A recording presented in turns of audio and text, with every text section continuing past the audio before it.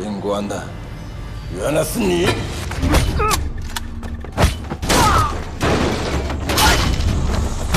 走。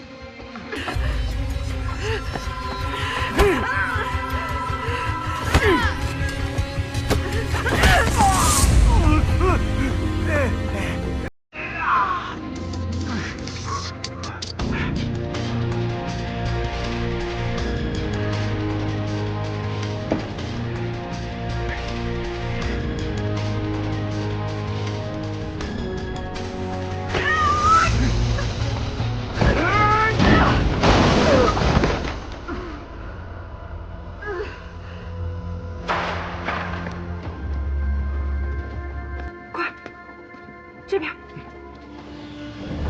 别动！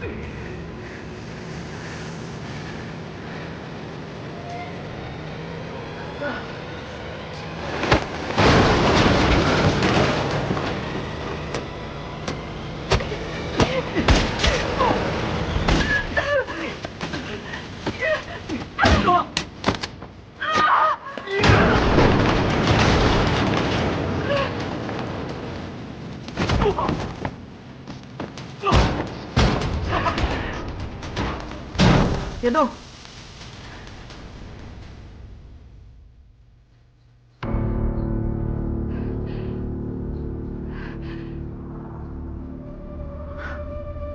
原来是你。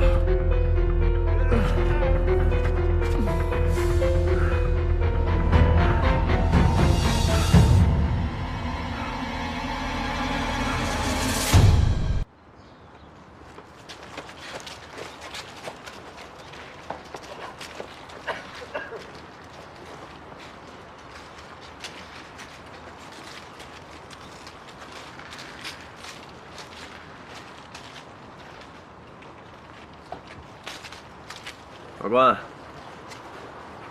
没事吧？哎呀，金山呢？抢救呢，看这小子造化了。你怎么样？我没事，撞了一下。哎，说起来，我比金山的命大。你看，我的枪炸膛了，还有这种事儿，哼。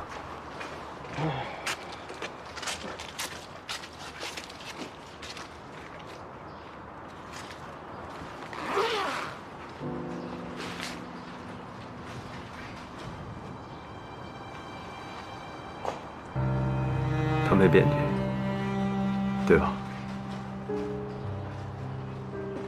江一不会白白牺牲的。对新义的通缉令已经发出去了，我们一定会抓到他的。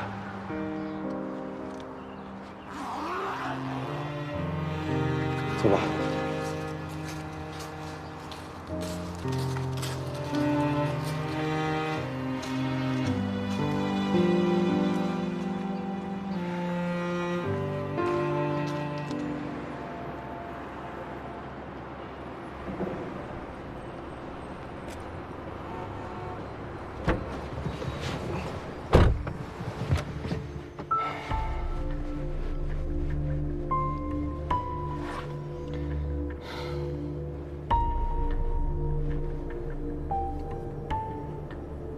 不管怎么说，这次行动算成功了，大家也都安然无恙。对了，你知道吗？林佳音根本就没有辩解。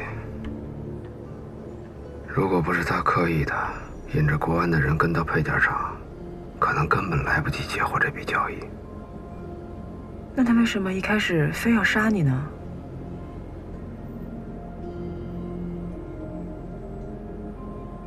想什么呢？有个事儿我一直没想明白。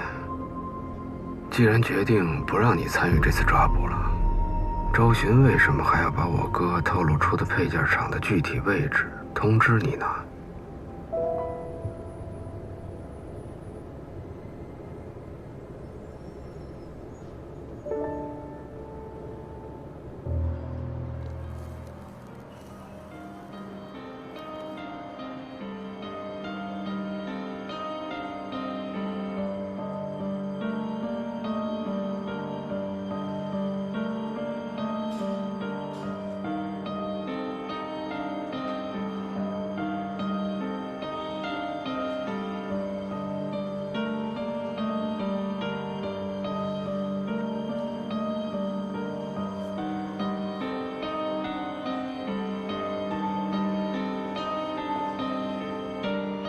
周旭，你看这些足够上网上比对了吧？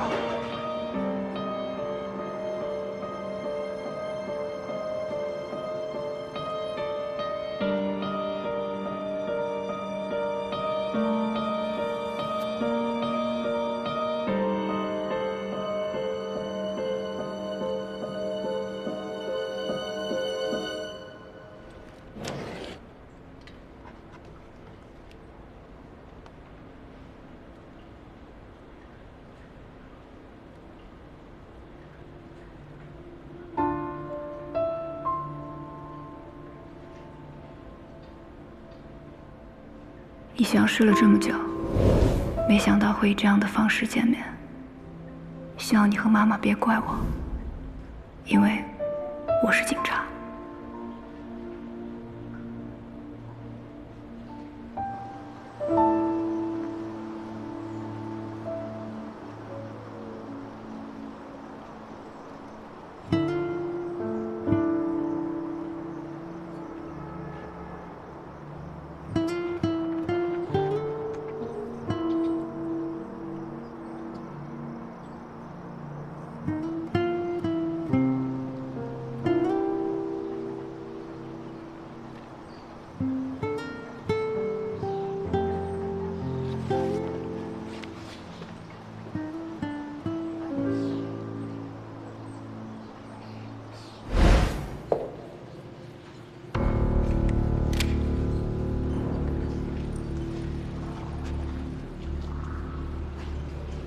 原来是你。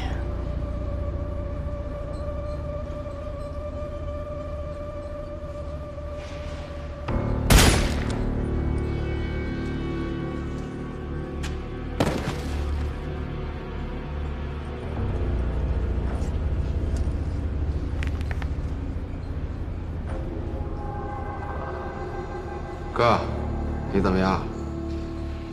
你是从什么时候知道的？从你第一次就想杀红玉的时候，在你心里，你是不是一直认为是我弟弟杀了吴正一家5口？所以当你发现他不是我以后，你就想亲手杀了他。你哥还和你在一起，是不是可以相信吴正不是你杀的？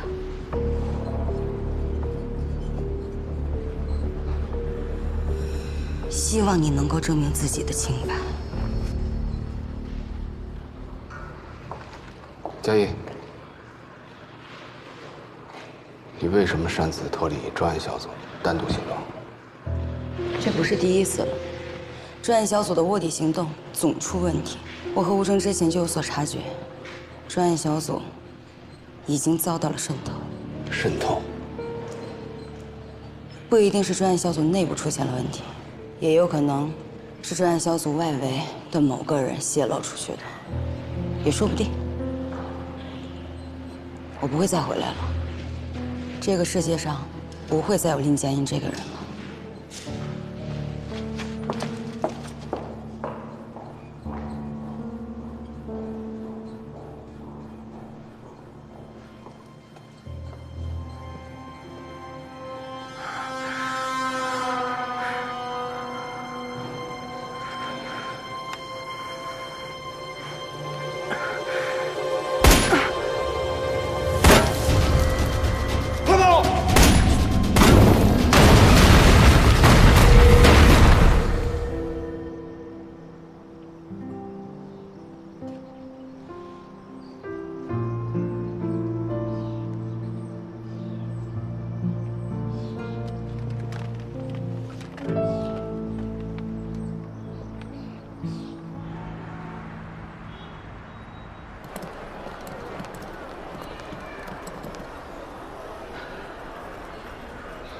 关老师，你真的就这样离开支队了？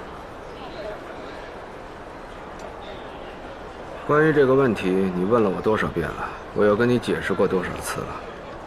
可是，支队需要您。我入行这么多年，前前后后走了多少人，也没见过少谁破不了案的。快回吧。就算是这样，我们也需要继续和您学习啊。学习，只要你有心，跟着周巡还有你爸爸，一样能学到东西。走了。哎。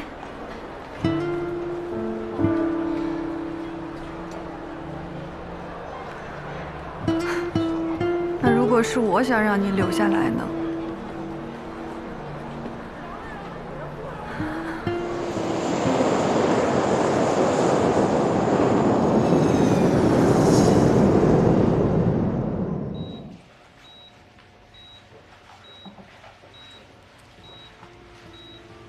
他什么时候能醒过来啊？这个不好说，也许3、5天，也许2、3周，甚至10几年，不敢确定。爆炸使许多金属碎片刺入了他的身体，其中2块碎片的一块伤到了他的脊椎，另一块呢穿过了他的颅骨，伤到了脑叶。如果说他身体不是特别好的话，甚至都撑不过手术。目前还有生命体征，已经是奇迹了。这个人呢，与200多支枪的交易以及3起谋杀案有关联，也算他罪有应得。就这样吧，等他醒过来通知我。好，好，我抓紧时间审问啊。好。哎，刘队长，你看他这种情况，就算醒过来，他没有任何行为能力了，没有必要非得再给他戴手铐吧？另外，护工给他换衣服的时候会很麻烦的呀。再说了，别的病患和家属看到了，影响也不太好啊。将就些吧，我不想第4次谋杀案与他有关系。说吧，那200多支枪是从哪来的？不知道，不知道，不知道，大哥都不告诉我们。这个人认识吗？不认识，不认识，不认识，不认识。那这一张呢？这个不就是那天晚上来过的一个买家吗？这个姓季，一个前客。这不就是那天被金哥那个吗？嗯。他身上的东西都被你们给撸了吧？您说的是那个手表和项链吗？我不知道是他身上的。那天交易的时候，金哥让我收走他的手机，不过后来人挂了，也用不着还他了。手机？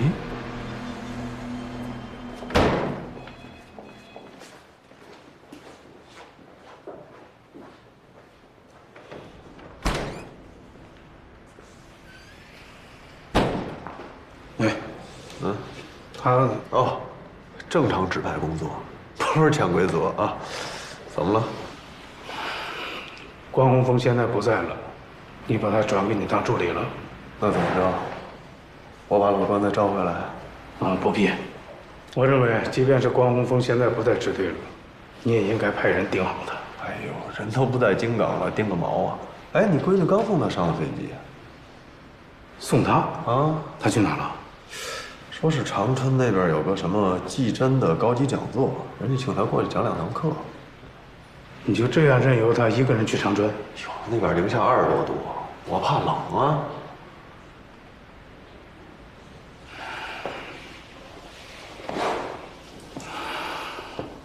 周队啊，这我就不明白了。对关洪峰，难道我们不应该一直对他保持严密的监控吗？这都快1年了。是不是？我也没有看到有明显的证据证明他和他弟弟勾结。再说了，人家协助咱们工作的时候，帮咱们破了多少大案要案，人家不也是不分昼夜的陪咱们连轴转吗？就冲这，我们还挖空心思想着整人家，那好人没活路了。要这么说，我明确表态啊，我反对你的意见。我认为对关洪峰，不能有一丝一毫的松懈。那随便你，反正整人不是我的强项。找我到底什么事儿？啊，对了，从你炸膛的枪上提取的指纹，你筛查了吗？哎，你什么意思？搞什么名堂？老刘，你说咱俩共事这么多年了，我一路从你的下属做到了你的上级，虽说平时彼此没什么好脸色吧，但情分还是有的。这事儿水太深，我怕你淹死，别掺和。你跟我说实话，这里边是不是有你什么事儿？有没有都不劳你费心。之前孟州某集团贩枪的案子，叶方舟一直在外围时隐时现，这里边肯定有问题。我会一直查下去的，到时候一旦我要查到你在这里面有问题的话，别怪我对你不客气。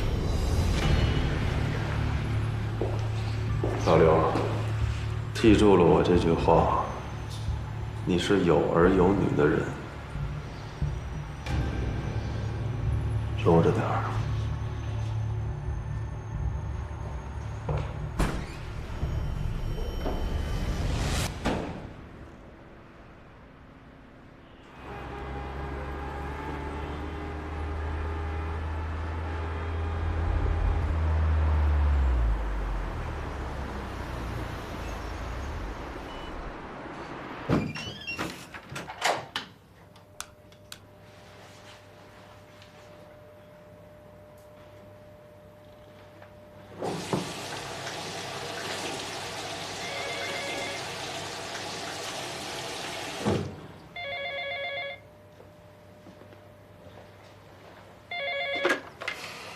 喂，我这半天听下来，就你的课讲的最精彩。你胆子也忒大了，连技侦的培训课堂都敢往里换。那个阶梯教室冷得跟冰窖一样，大家都裹得严严实实的，谁能认出来我呀？不过说真的啊，你讲的确实好，等回去了有机会多给我开个小灶啊。你干嘛要冒险千里迢迢跟过来？我觉得这整个事情感觉越来越不对了。你跑来跟进林佳音的线索不反对，但是佳音提到的那个情报掮客，黑白两道都很关注。周巡知道的话，就算他自己不过来，很可能也会派其他的刑警跟过来。有川观一的出面，很多问题就不好问了。再说了，如果我一个人的话，肯定是夜伏周出，再加上还得跟你交接，有个同事在身边肯定是不方便，对吧？你是说二道区那个酒铺？要不我替你去吧？你别搞得我好像生活不能自理似的。现在离天黑还早着呢。刘队，所有手机都在这儿了，大部分都是孟中谋和金山为了保密派发给手下的一些功能单一、款式老旧的手机。怎么没有季节的手机啊？所有的物证都在这儿了。把金山的手机给我。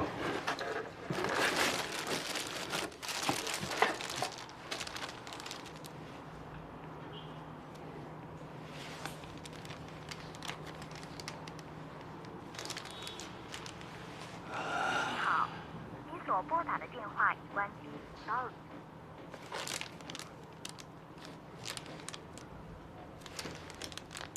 你好，你所拨打的电话已关机 ，sorry。对不起，您拨打的用户暂时无法接通。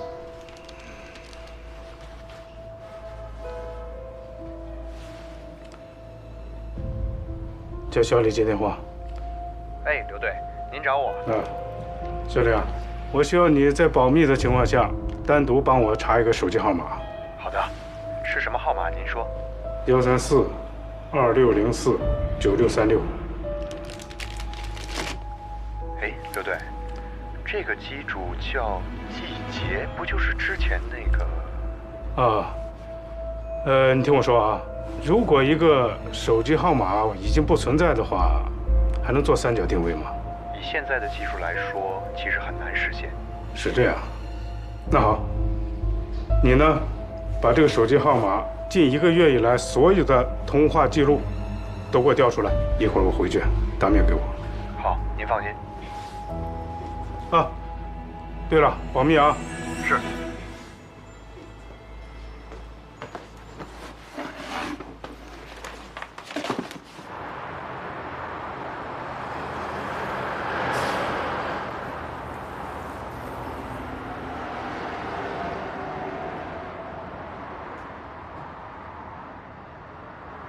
小兔崽子，再长那片长帕瓦伞一样。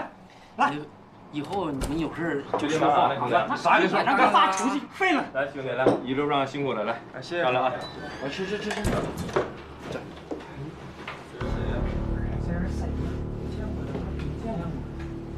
等等。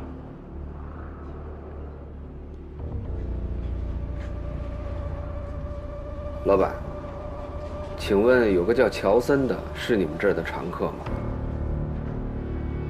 我问你整点啥？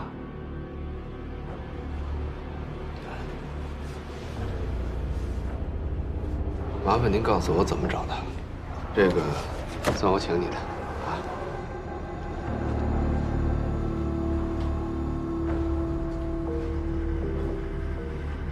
老乔早就不在我们家喝酒了，你要找他上后三家子找去。后三家子啊？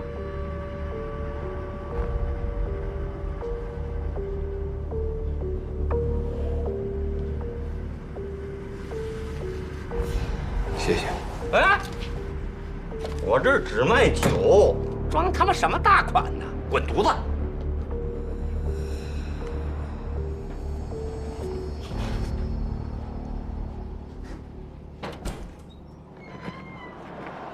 哎，哥几个，消停喝酒，消停稳当喝酒，稳当的。没事没事，支走了。放心吧，啊，整个支队都是你的后盾。那我先走了。好，去吧。你这是要派他去？他是刑警，就得干活，派他什么任务他就得去，这你也过问？他还是个孩子，没经验，你不能让他独立承担。你少说点官话会死啊！啊，你不能指望每一个公安干警那都是高大全样板间吧？公安也是人，也有优缺点和长短板，你怎么着得多考虑考虑人家的长处和优点吧，别一上来就挑人毛病，好不好？可这什么这？行，你也别着急了啊，您说正事。我跟小王要赌一个那个飞抢的，你要不要去？不了，我正在查孟周某那批武器和季节背后的买家。哎，那是人家市局的案子，这这么多事儿你不干，你跟着瞎商量什么？叶方舟关心这批武器，肯定有他的原因，不是源头就是出口。照这个思路查下去，肯定有收获。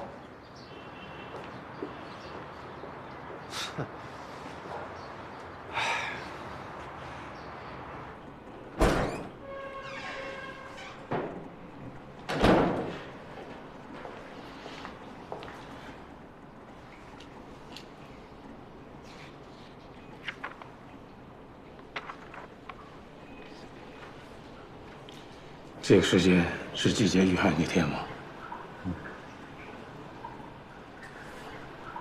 ？0431是哪的局啊？大哥，搁这儿去后三家的路可不好走啊！这刚下雪，你可慢点整啊！哎，对，记着点，1天200啊！过了晚上10点可算第2天啊！放心吧，我晚上就回来。慢点开，慢点开。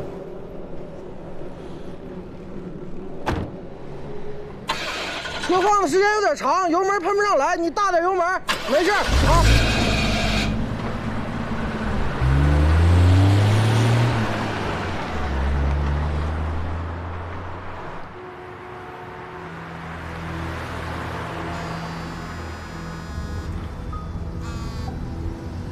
哎，还挺快啊，找到乔森了。他不在佳音说的那个地点，酒馆的老板说要找乔森，得去后三家子。后三家子是哪儿啊？好像是距城区东北方向几10公里的一个村吧。我现在租了一辆车，现在过去。你等会儿，什么不着调的人告诉你的地名就把你给支过去了？你这支队长当初是怎么干的呀？消息来源可靠吗？那地儿有多大面积啊？多少户人家？路好走吗 ？GPS 能不能定到位啊？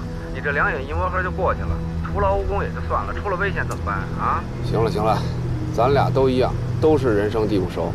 现在有线索就得过去摸摸。我现在已经在路上了，有什么事随时电话啊。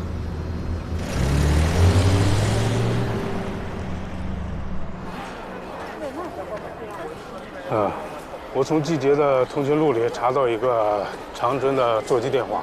你是长春的吗？对，我和吉林的特勤人员了解了一下，这个座机电话是长春2道区一个小酒铺的。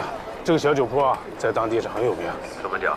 东北那边有一个著名的情报掮客，叫乔森。这个人中立刻板，情报呢以准确而著称。他的情报总是一口价1万。这个人呢，从来不参与任何违法交易，所以说在黑白2道上呢，都有很好的口碑。我想集结背后的买家不出意外啊，就是他提供的。这个乔森啊，哎呀，从来不用手机。但他总是在固定时间去那个小酒铺，我现在去会他，啊。喂。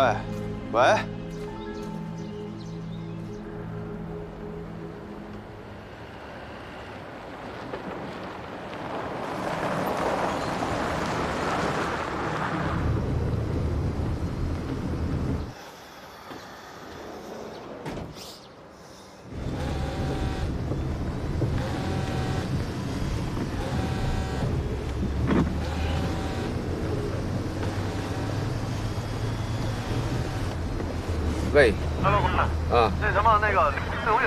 喂5条4道10道。哎，我这信号不太好。自己也小心一下。喂，你说什么？喂。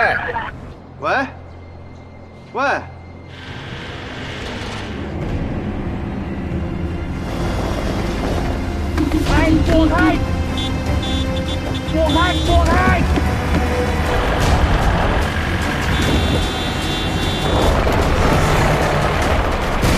怎么回事？对不起，您拨打的用户暂时无法接通。师傅，完事儿了，咱撤吗？撤，走。啊。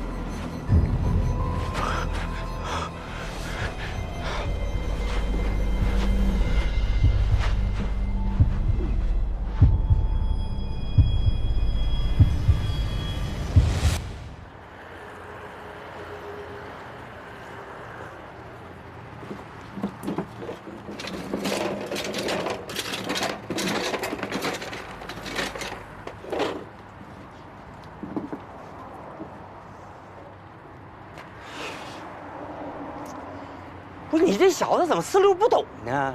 叫你滚，你赶紧就坡下驴就得了呗，咋的？非得在我家这整点事儿啊？后三家的。老乔在哪儿我不知道，我也管不着，我就管卖酒。乔森到底在不在后三家子？不，他就不在，你能咋的？他在哪儿无所谓，如果你不回答我问题的话，你就把这簸箕放下。这铁锹呢，可能你用得上。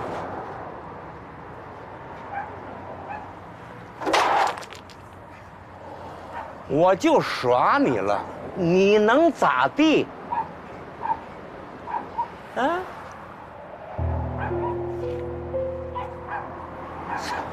小样，就这俩下子跟我俩在这嘎达呜呜喳喳的，你说真是有意思。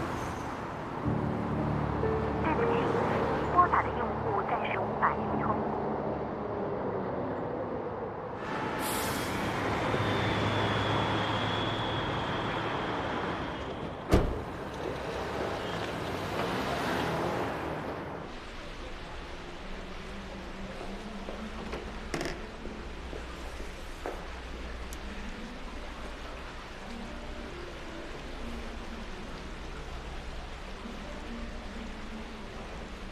对不起，您拨打的用户暂时无法接通，请稍后再拨。Sorry, the subscriber is dialed. 哟，这是我的证件。之前给你们打过电话，咨询过一位姓关的客人从京港来的，是否住在这儿？有印象吗？有。我们是同事。你给我查一下他在哪个房间。好的，您稍等。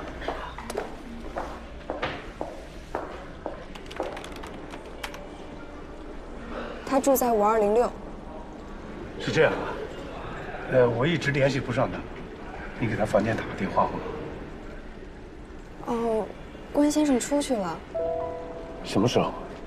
有一阵儿了，他还让我们帮他查附近的车辆出租公司。是他一个人吗？入住的时候也只有他自己。您需要留言吗？啊，不用了，麻烦你给我叫一辆出租车好吗？好的，您稍等。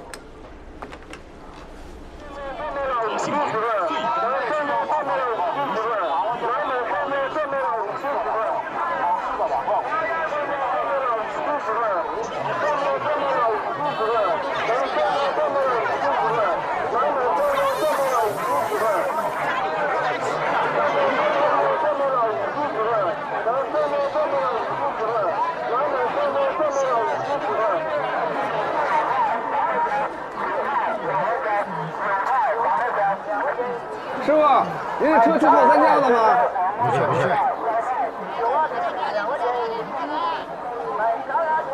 师傅，等收摊，您这车去后三家子吗？不去不去。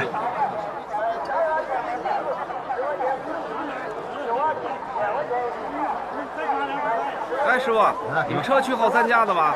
不去，你从那边问问去吧，从那边问问去。啊，谢谢啊。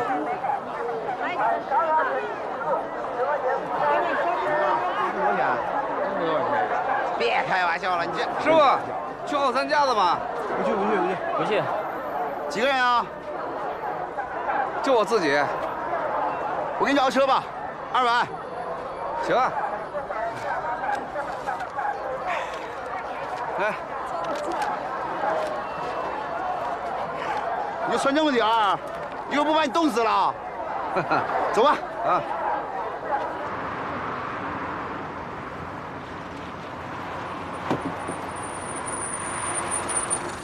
这是300块钱，在这等我一下，我包你的车。啊，嗯，好。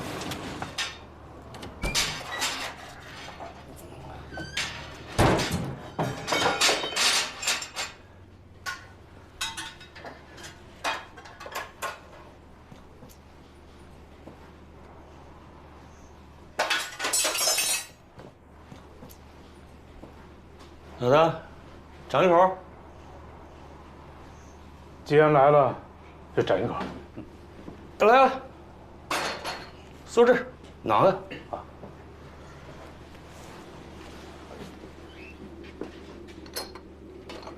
来，先整一口，暖和暖和啊。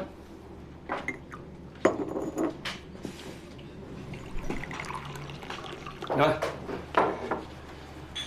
，80米不要钱，糖蒜1块。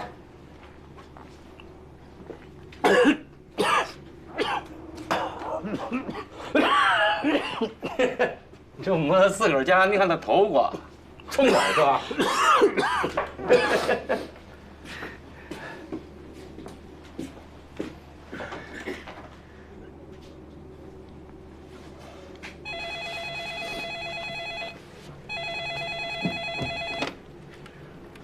哎，老板，乔森在吗？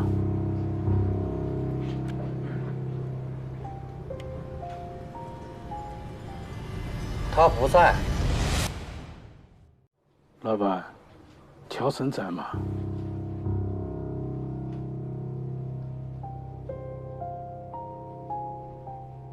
他不在。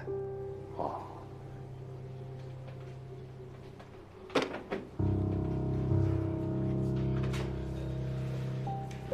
咋的？你跟这个脸上带疤的那个一伙的？是，也不是。说得来呢就唠唠，说不来，我就喝我的小酒。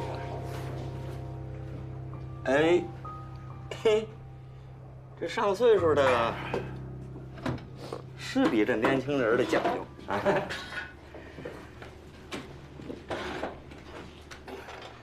那老乔啊，在我们家呀，喝了20多年酒了。那时候还是我们家老爷子管店呢。老乔那时候啊，刚离婚，穷困潦倒，真啥没有啊。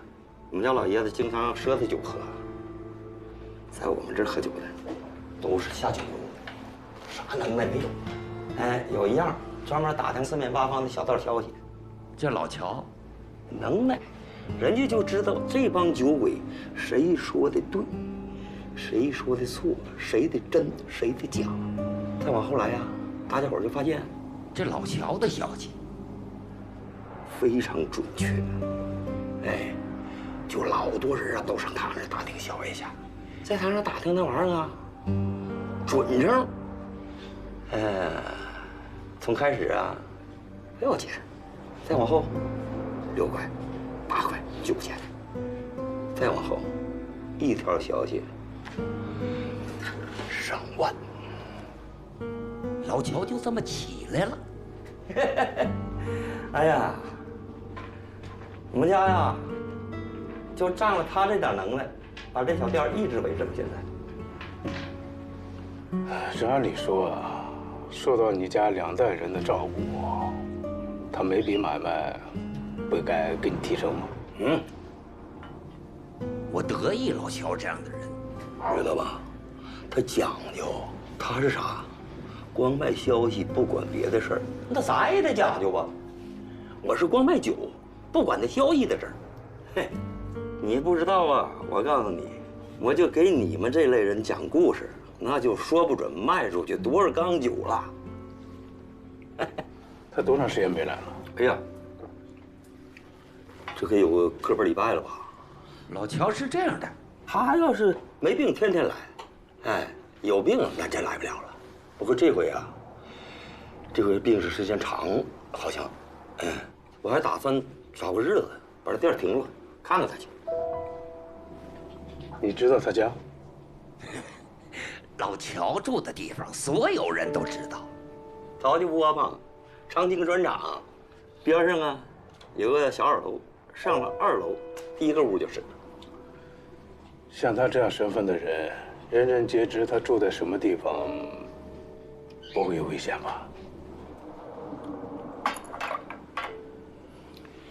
你放100个心吧，我告诉你，多少人都指着老乔的消息活着呢，整老乔。我告诉你，黑道上都有话，谁要敢整老乔，就是跟东3省过不去。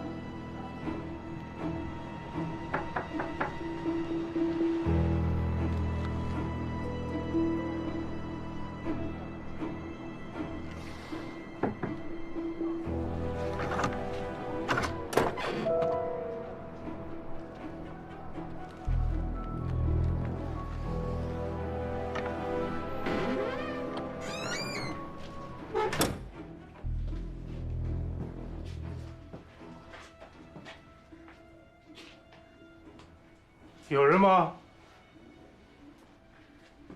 乔森，乔森，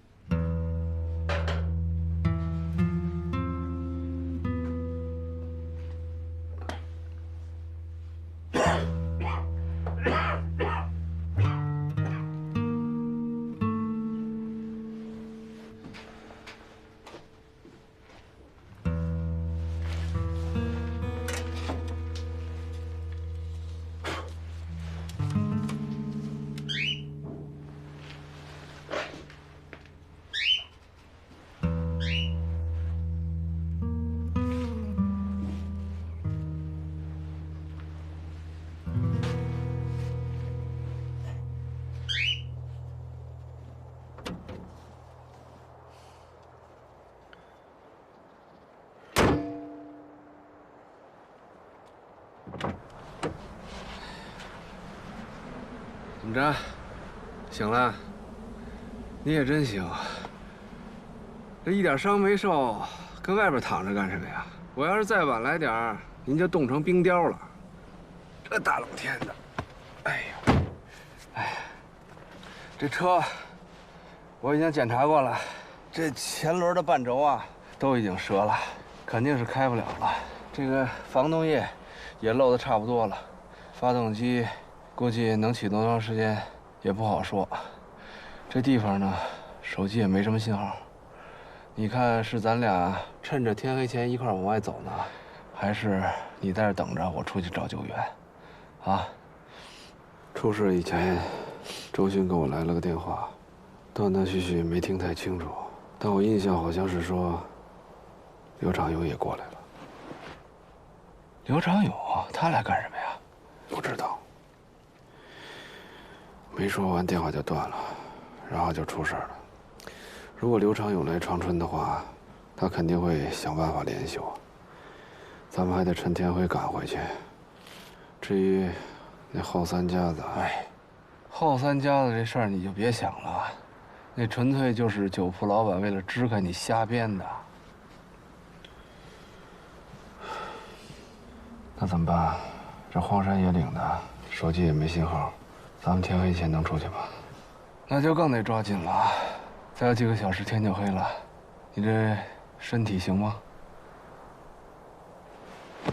走。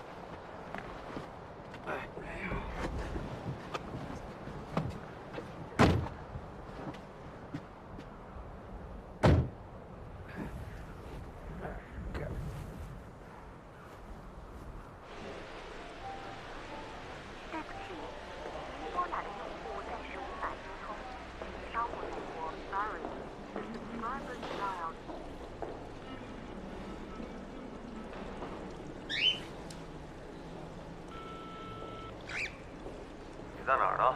长春，官队下榻的酒店。你俩在一块儿呢？我还没见到他呢，不过我走访过乔森的事儿，他常去的小酒铺，那个老板说他一周都没见面了。我也去过他家，都不在。你这人啊，非要做无用功，这下踏实了吧？我总觉得这事有点奇怪啊。我跟他商量商量。啊，对了，我怎么给关队打电话，他一直不在服务区啊？人家没准去会老相好了，就你仨鼻子眼多出一口气儿，你管老关干嘛去了呢？完事早点回来吧，啊？我。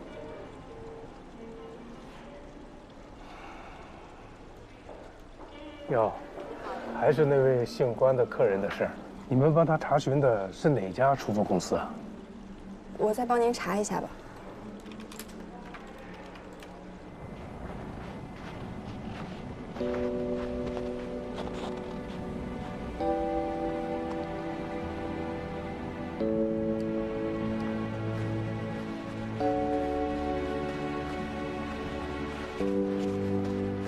干刑侦这么多年，这全国上下都跑遍了。你还别说，我这还真是第一次来长春。我记得咱爸应该是48年在长春出生的吧？对啊。你不知道这个关很像是满姓吗？嗨，你不早说，我早知道的话，高考那会儿多加点分，也不至于后来去武警啊。咱爸走之前，还特意叮嘱过我，让我有时间就回来看看。我也真是，你呀，已经算够孝顺的了。哎，咱爸10年前病重那会儿，一直都是你在支撑这个家，只是咱俩的方式不一样而已。也是啊，这不孝有三，无后为大。哥。我现在马上就要当爹了，你还是一老光棍呢。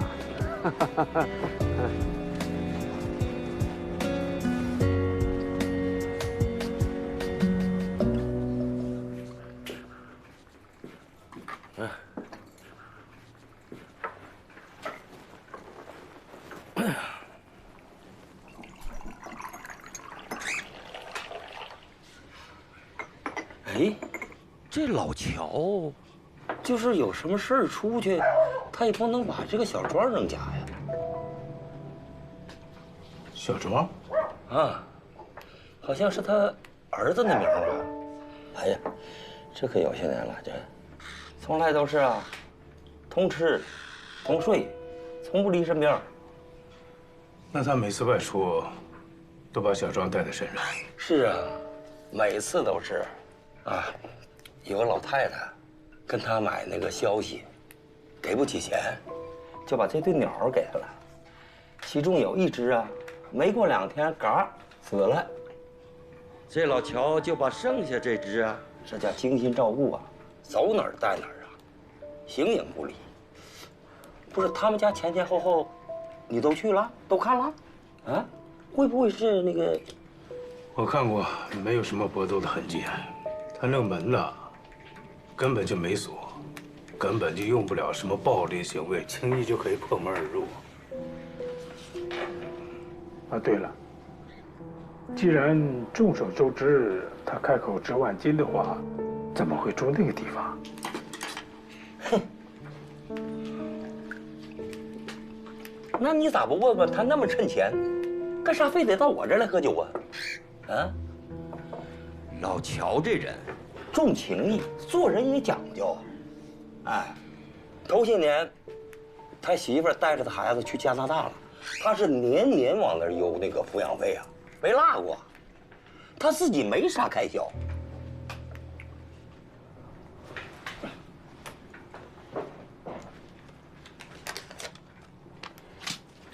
李半条啊，你帮我照看一下，啊，叫小庄对吧？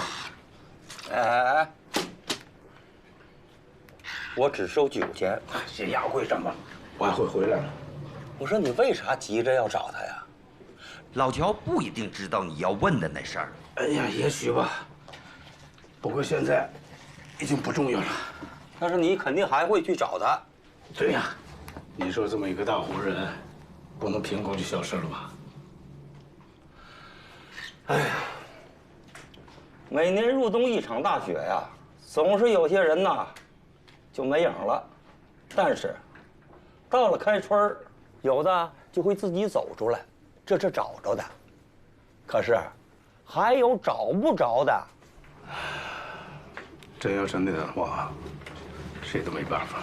你说就像这个东西，在某个地方奄奄一息的时候，我想呢，趁这个机会帮一帮啊。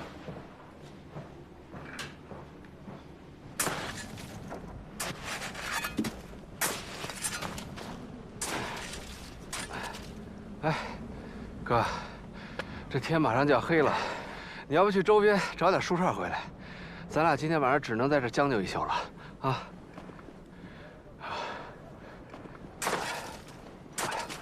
哎，对了，给，把这锯带上。要是碰上狼，千万别慌啊，盯着他眼神别躲，也千万别转身就跑。哎，这个东西，它能，那是让你锯树杈的，打狼不好使。放心吧，没那么邪乎。那狼要碰上咱们，他也得想，咱们属于那种庞然大物的不速之客，知道吗？啊，谁怕谁不一定呢。赶紧去吧。哎，对了，那我要走了，就剩你一个人，这万一要碰上狼怎么办？那不就等于咱哥俩今天晚上有肉吃了吗？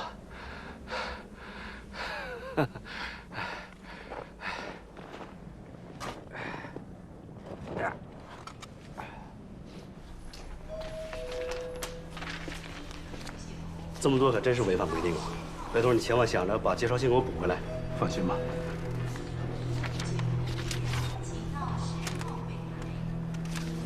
这个条森每个月会往一个境外账户转几万块钱。是的。对方账号是哪的？蒙哥华。还有这个，1周前这一下就转了200多万。是。我要看一下监控。好。啊，刘警官，当天就是他办了那个业务。那这个人来办业务那天，有什么不同寻常的表现吗？没有，因为当时的数额比较大，又是境外的跨行转账，可能办理的时间又有点久了，客人有点不耐烦。我记得当时他吃了2块外面的免费水果糖，又喝了1杯水。啊，对了，走的时候还不小心把一个一直摆弄在手上的打火机遗漏在窗口了。打火机？嗯。那现在这个打火机在哪？按规定交给业务经理了。虽然是一次性的打火机，但我们有规定，客人遗失的物品都由业务经理保管。虽然是这种小东西，但一般不会有人再来找了吧？就这个打火机吗？对，是平阳馆的一次性打火机，我印象还挺深的。不过客户一次性办理了200万的转账，有能力去平阳馆这种地方消费，也是很正常的。平阳馆。哦，是餐饮吗？算是高档会所吗？长春1年多以前开了一家，不过我没去过，听说消费不低，而且都是会员制。嗯，把这个打火机给我找出来。好的，刘警官。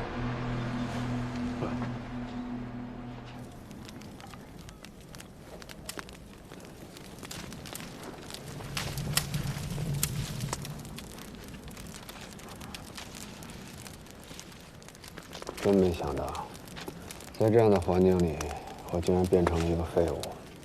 哈哈，这1没逃犯，2没命案，也没有你发挥的地方。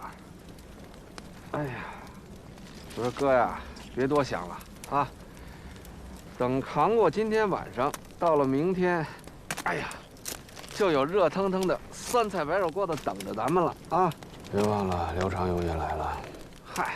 你管他呢！我跟你说啊，车到山前必有路，等咱们进了城，自然就有应对的方法。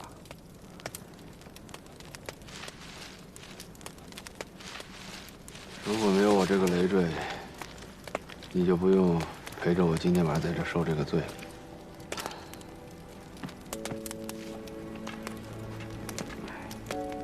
哥，这都1年了，说不好咱俩谁是谁的累赘。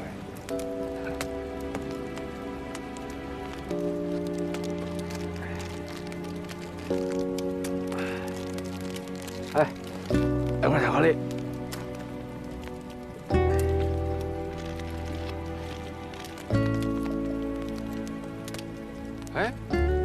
是不是比我的大呀？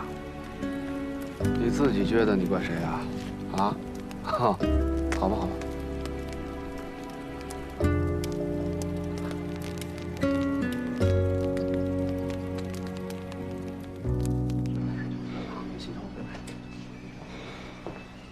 刚才我问过他了，他也查了一下，这个乔森，既不是这里的会员，也没有人对他经常来过留有印象。你知道乔森？乔老狗嘛，都认识他，就是个情报贩子。不过这个人做事比较讲原则，为人也还算厚道，没有掺和过什么犯法的事。这个人呢，已经失踪好几天了。什么？你的意思是？没事。我没发现啊，他被什么人绑架或者加害的迹象。我想找他打听点事儿，却没找到他。连他常去的小酒馆子和家里啊，也都没人。不算什么稀奇，像他这类人，经常说没就没，等到大家忘得差不多少的时候，指望他自己就蹦出来了。再说他真是失踪了，家属肯定会来报案的。他好像没有什么亲人呢，他唯一的儿子现在已经在国外了。那也没得出国去看儿子去了。这样，罗队长，实在不行呢，你就留个联系方式，什么时候他在这边露头了，我通知你。啊，对了，能把这里的会员册拿我看看吗？好吧。应该说看不见。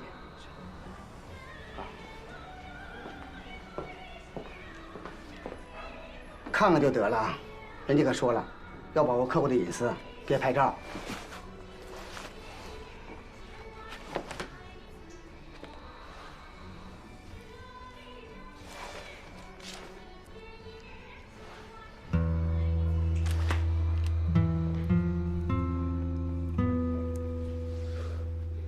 这人你有印象没有？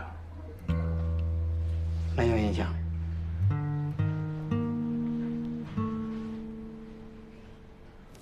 哥，你到里边躺会儿去吧，别扛着了，里边暖和，我在这盯着就行了啊。那怎么行？你总不能一宿不睡啊？哎呀，我一宿不睡没关系的，关键是这火不能灭呀。万一灭了，你这个黑暗恐惧症一爆发，那我上哪儿喊救命去啊？啊？哎，对了，我一直想问你，你说你睡觉一闭眼不也是黑咕隆咚的吗？这恐惧症不会爆发吗？闭上眼睛也是可以感受到光的存在的。哈哈。对了，你都是快要当爹的人了，那孩子预产期知道了吗？还有1个月吧。男孩女孩？咱也没给医生塞红包，我哪知道啊？不过无所谓了。这男孩呢是建设银行，女孩是招商银行，只要是银行我都爱。名字想好了吗？还没呢。哎，对了，咱们家是不是应该是按字排辈儿啊？哎，我记得咱爹那会儿说，应该是什么来着？啊，广图洪涛。哦，广图洪涛，那就应该是涛嘛。涛，哎，关饕餮，怎么样？这不是一个字儿，啊？不是一个字儿啊？那要不这事儿你来得了啊？哪有自己孩子起名字让别人来？反正是咱们关家的后代，还分什么你的我的？那不是也是你的孩子吗？别胡说八道！嗨，咱俩是双棒，从 DNA 等位基因的相似度上，肯定是超过90%以上的。就算真的做亲子鉴定，也分不出你我来。啊，对了，哥，有句话我得先跟你说一声，万一呢，周巡真把我给抓着了，你可得帮我好好照顾小饕餮啊！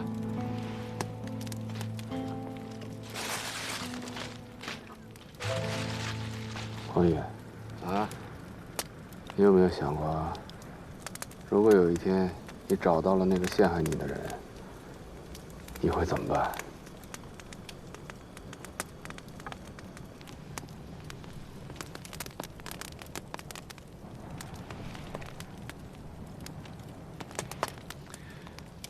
那你就更得帮我好好照顾小饕餮了。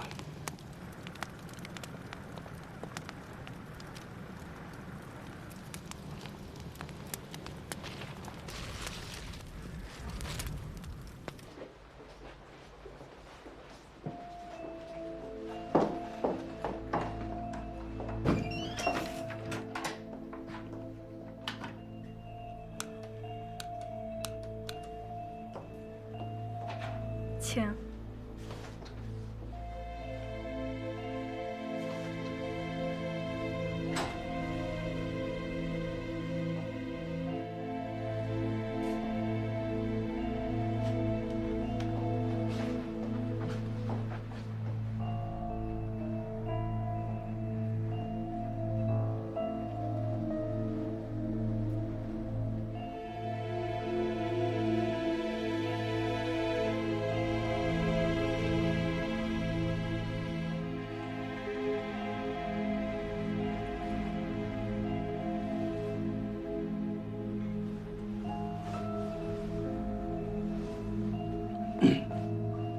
烦不烦啊？你给我说实话，关队这次到长春来，你说要见什么相好的，这是不是完球啊？别的我不知道，自打他干新兵以来，这是他第一次去长春，除非有什么相好的陪着他去。不可能。我查过他的房间，很显然只有他一个人入住。他人呢？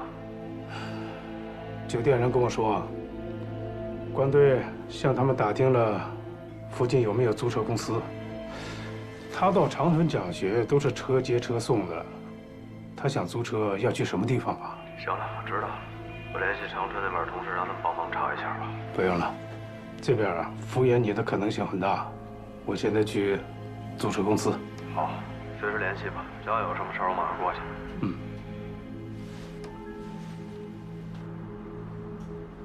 是刘长云打来的吧？这老小子什么都不明白，还到处上漏斗，实在是很讨厌。不用理他。这上面的名字，确定8九不离10吧。这上的人，全部都要铲除掉。你可要想清楚啊！这么大的一盘棋，你自己下得好吗？看我的造化吧！那你可千万要拿捏好，这要是砸了，我也罩不住你。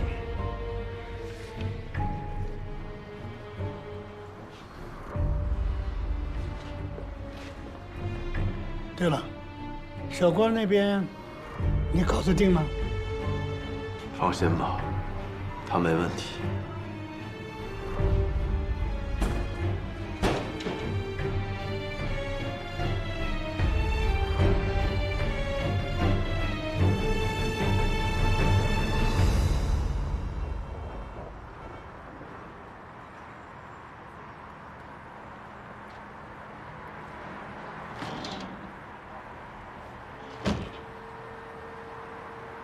既然说好了，天黑之前把车还回来了，到现在一点消息没有，你们就不着急？哎，老哥，租车这事儿哪有谱？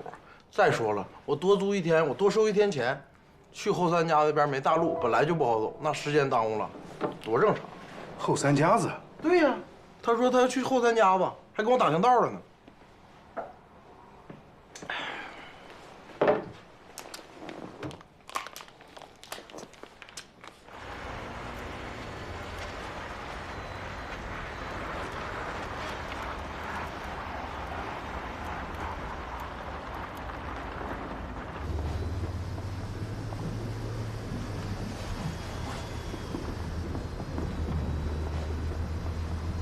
我师傅，这到后三家还有多远啊？远倒不远，就是道不好走啊，得1个点儿吧。1个点儿。哎呀，师傅能快点吗？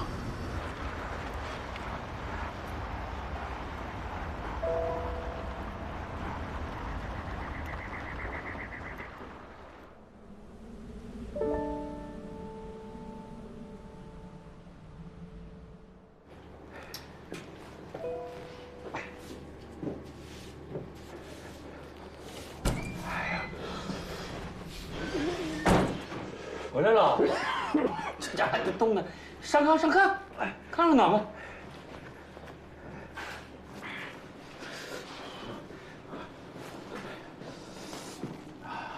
赶紧赶紧，来来来来，长一会儿长一会儿。哎，这家伙看你在外边是冻一宿啊！哎，没想到，看到你们北方都能冷到这种程度。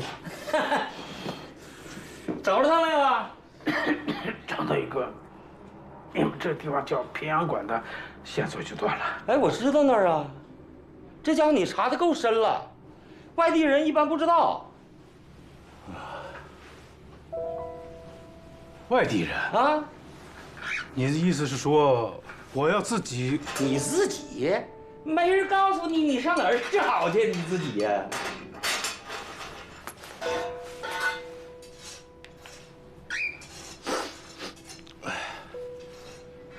喂，平阳馆吗？啊，不好意思，这么早啊。是这样，我是咱们的会员。是今天跟几个朋友啊谈起咱们这地方，都说挺好的。他们呢，想让我打听一下，办会员卡。对对对。啊，必须是老会员介绍的才可以是吧？我想问一下啊，咱们这会员卡的序号是自己选呢，还是？啊，是按顺序啊。好，谢谢啊。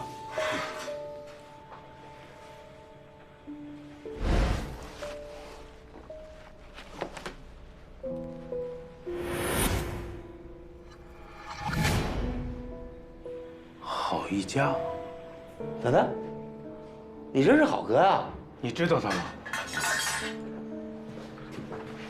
好哥是外地人呢，老有钱了。他好像是沈阳那嘎达，头些年上我们这儿来办矿，一家伙发了。这说起来好像是去年，他也到这儿买过老乔的消息。那到哪能找到他？哎呀，这……哎，哥，咱得加把劲儿。今天要再走不出去，看来我就得冒险去找只狼给咱俩吃了啊！狼是国家保护动物，你不想罪上加罪吧？哼，虱子多了不怕咬啊！走，出发！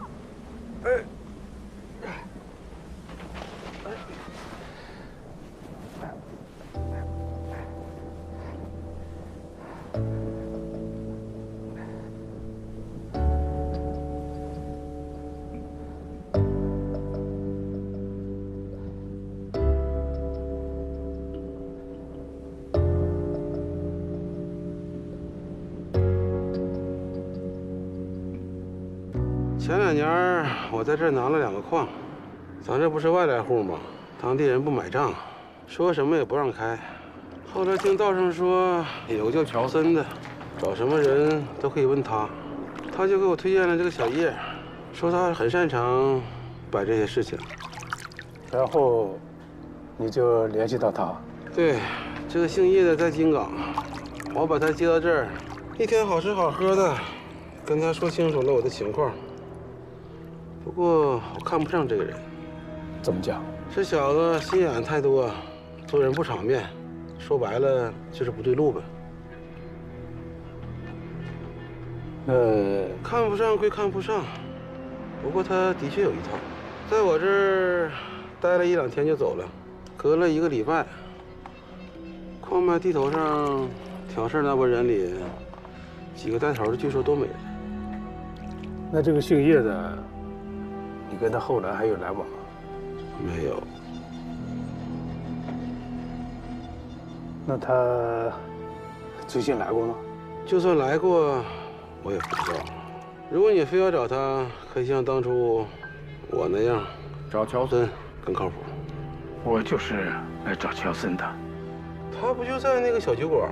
对啊，他常去那个小酒铺啊。我去问过，不过这个人呢，能有1个多星期没有出现了。小道，你前2天在哪儿看见乔森来着？啊，就是那个红街那边，在那个湖西路口呢。我只看到一个背影，应该是他。你能把这个时间再说具体一点吗？不是3天前，就是4天前，晚上10点、11点吗？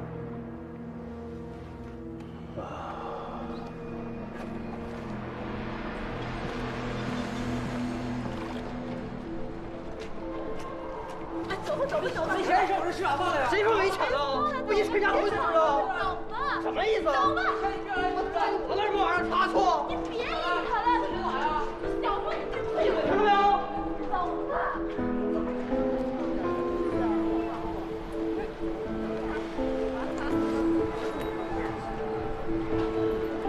认识这个人吗？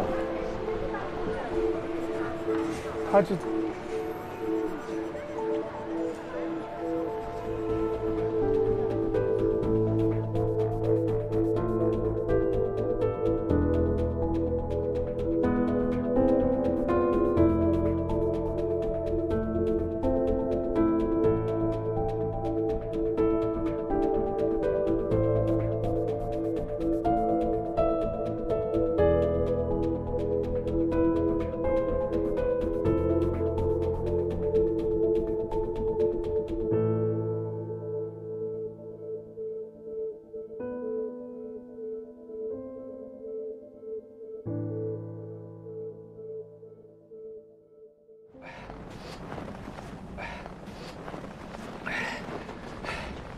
哥呀，你别看你平时在支队威风八面的，到了这种环境，还不是怂的出奇呀！啊，坚持一下啊！这已经到了公路了，我敢保证，肯定有车，啊！等咱搭上车就踏实了。哎，忍着点啊，坚持住！哎呀，你看我说什么来着，哥？有车吧？来来来。哎，小心点！你行吧？啊，没事吧？啊，坚持一下啊！你听我跟你说，等一会儿进了城呢，你先回酒店歇着。刘长勇不是来了吗？我去会会他啊。等着啊！师傅，哎，师傅，停一下！师傅，哎，师傅，师傅。搭一下您车啊！好，上来吧。哎，谢谢啊！上来吧。哎，行吧。哎，你坐后边，行吧？哎，谢谢啊，师傅。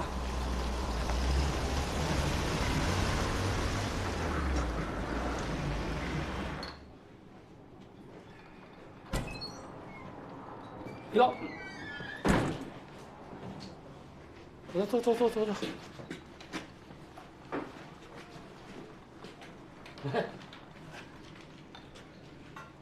这要这么喝下去啊，压在柜上的钱恐怕就不够了。找着好哥了？他手下人说，3、4天前在红旗街那边见过乔森。红旗街？红旗街那边老乱了，老乔上那儿干啥去了？甭管他乱不乱的，好歹没一竿子给我支到后3家子。不是那小子吧，忒不讲究，那人话也不会好好说啊。还有那天有好几个，那都是背了案子的，你看他的做派，那就跟公安似的。你这好几个都是偷家伙呀！我把他打发走了，我跟你说，我那是救他了。再说了，他后来吧，他这不来了吗？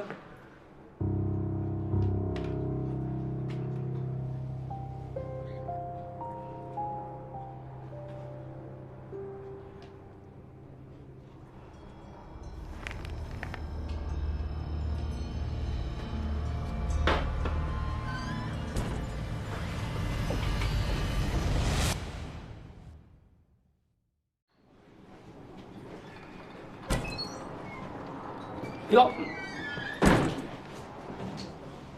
走。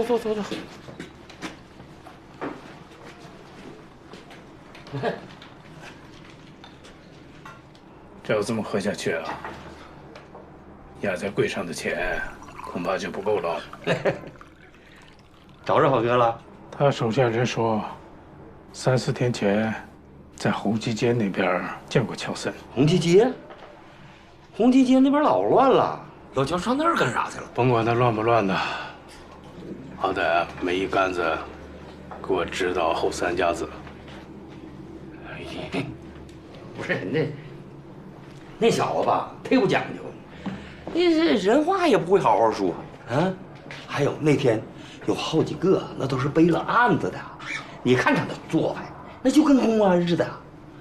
你这好几个都要偷家伙呀！我把他打发走了，我跟你说，我那是救他了。再说了，他后来吧，他这不来了吗？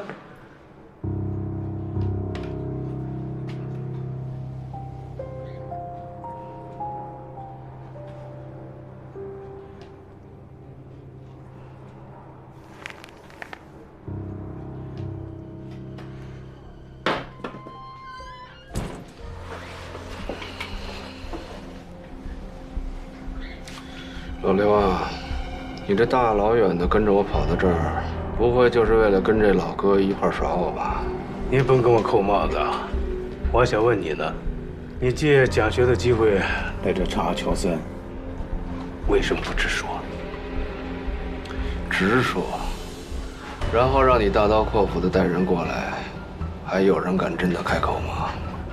不好说，但至少比你去后3家的那么远。你呀，还是不相信支队。我那是不相信你。哎，你们2位真是公安呢？老板，来壶酒。哎，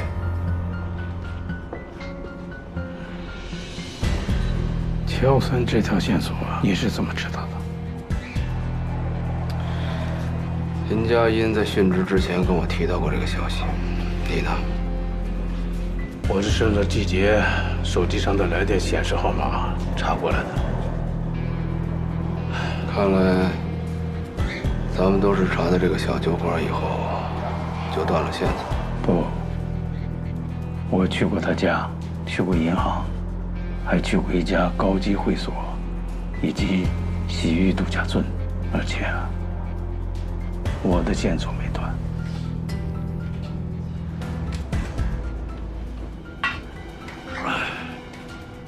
有人在红旗街见过乔森，我查到了一些线索。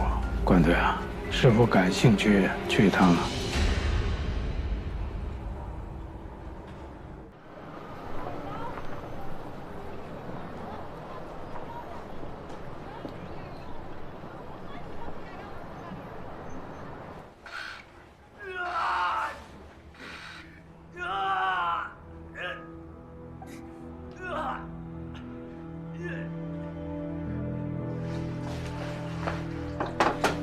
麻药有效果了，你们俩看紧他，有什么意外情况马上到外面叫我。你的病人运气还不错，好多送到我这儿来的人都不如他。坐，你毕竟在救他们。如果说给他们打上一针70毫升的吗啡也算救的话，也算是。虽然我说不好你这么做是不是在救他们，但对他们来说，也许确实是他们心里想要的。你们为什么找他？一开始想找他了解一点事儿，现在来看，没必要了，就是想去看看他。你说这么一个大活人，不能说没就没了吧？你们是公安，没错吧？这是我的证件，过去呢可以核实一下。你们看他，也不会让他变得更好。也许吧，你应该能理解啊。这人有时候吧，明明知道自己做不了什么，可是心里啊，总还是在想去做些什么。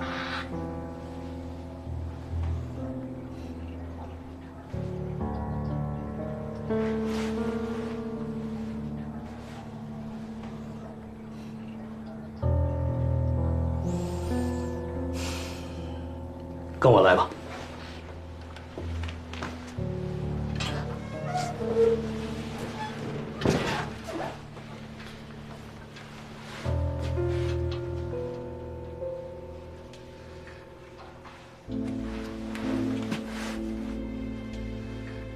他的眼睛，不光眼睛，连耳膜和舌头都。这一路上，他全凭着自己的直觉摸到我这里来，这简直就是个奇迹。不是说在东北，没人能把他。是啊，不管谁干的，不过他们确实没有伤害他的性命。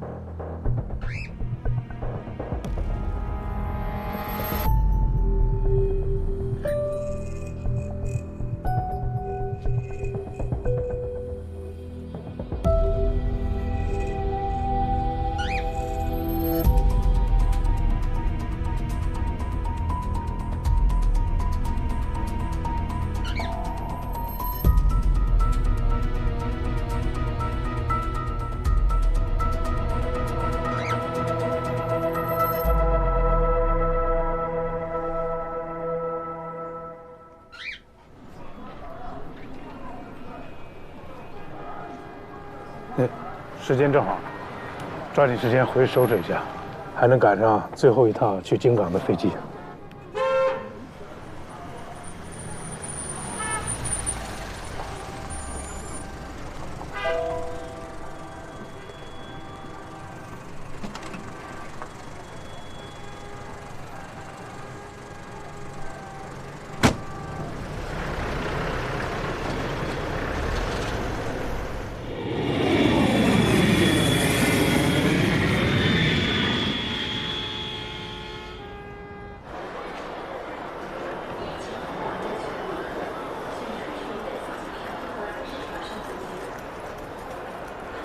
关键刘队，车已经在门口了，咱们走吧。走吧，你们走吧。那好，先走了啊。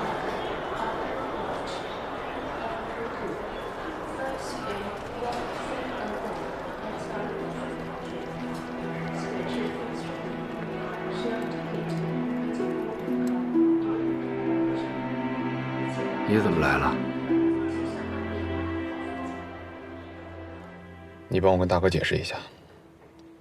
长春那边我也不知道他们会查到这一步，但请大哥放心，我会想办法补救，挽回局面。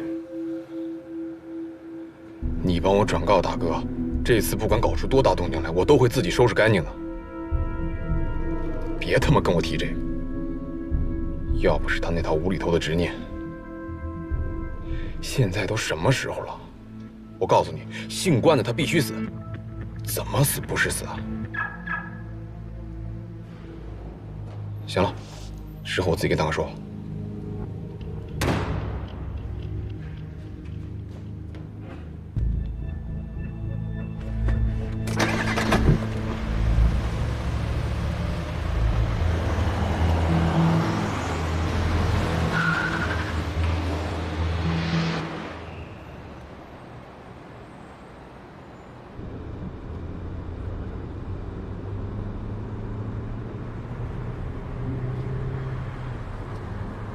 等下了高速，关老师，你想去哪儿啊？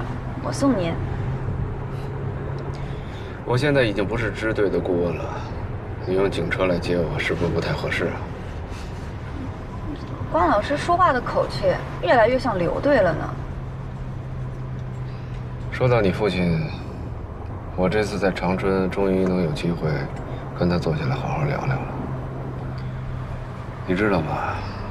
其实他不希望你干刑警，或者说一线刑警，是因为刑侦工作非常的危险，尤其是外勤这一块。可是，天下的父母其实都一样，自己的儿女功成名就是一回事儿，他们更希望看到的是自己的儿女能够平平安安的过一生。也许刘长勇对于你来说不是一个合格的父亲，但那毕竟是你的亲爹，是这个世间最牵挂你的那个人。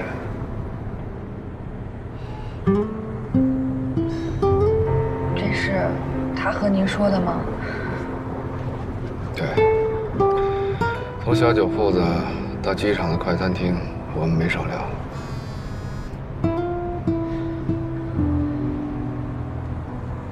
你们居然还能在酒铺聊，他酒量很差的，您不会是把他搀回去的吧？他没怎么喝，我也从来不喝酒，就是聊聊。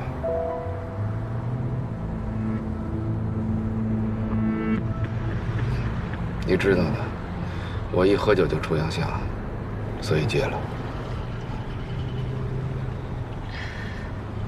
那你有机会也劝劝他把酒也戒了吧。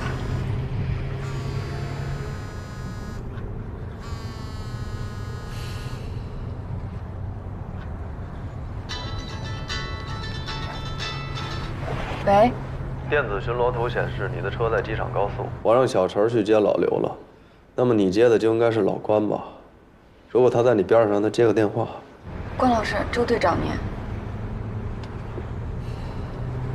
喂，哎，我说老关啊，电话都不接了啊？你这是就坡下驴啊？怎么着，真打算不干了？现在找我什么事儿？金山的案子已经结了，咱们的戏也该收场了。赶紧回来恢复顾问的身份。哎，说正经的，你去长春有什么收获？分享分享呗。等见了面再说吧。也行，那我让小周直接把你送队里来。我还要去支队附近办个事儿，等办完了直接去找你吧。哎呦，那你得抓紧啊，天快黑了。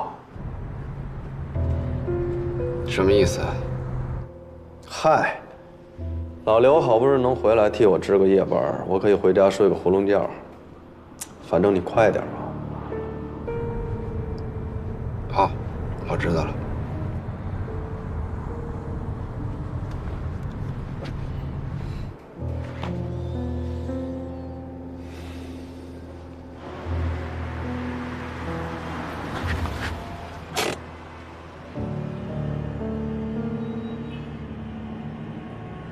我先走了，一会儿回支队。好。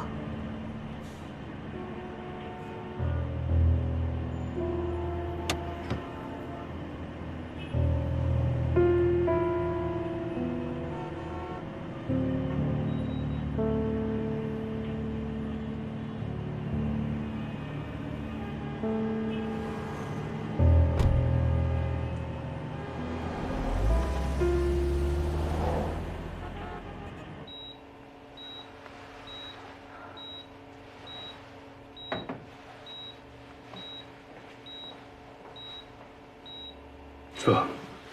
那批钱是以前3个社的一批大买卖，但天上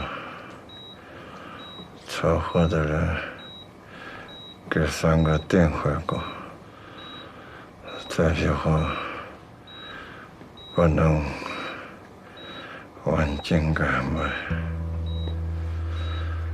3个后来赶过来，也是为了让着我出这批货。知道当初把这批武器出给孟周谋的卖家是谁吗？不知道，喝酒的时候好像听3个念叨过几句。卖家是井盖的，好像是个警察。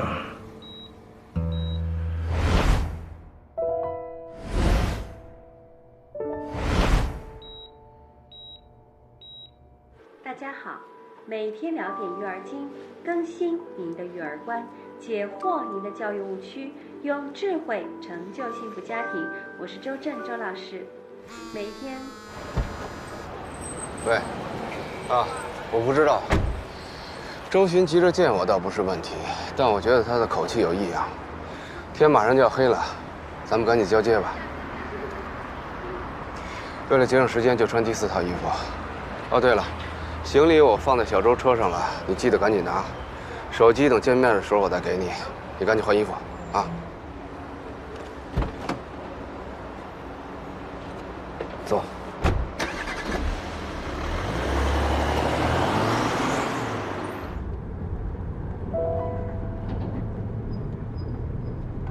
关队，如果你们兄弟的身份要是曝光的话，我得提前告诉你，我做刑事辩护的收费可不低。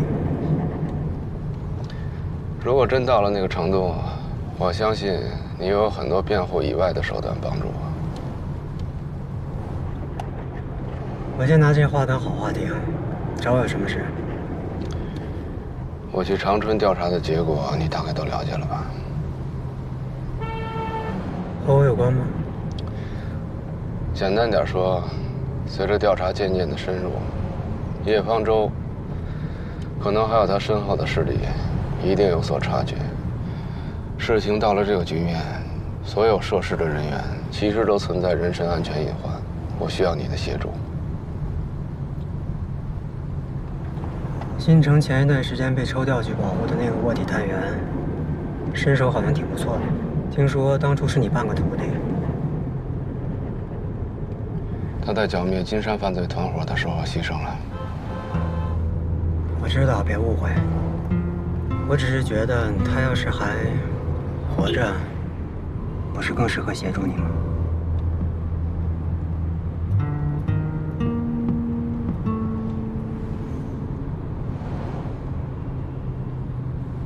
阿斌，我是在求你帮助我。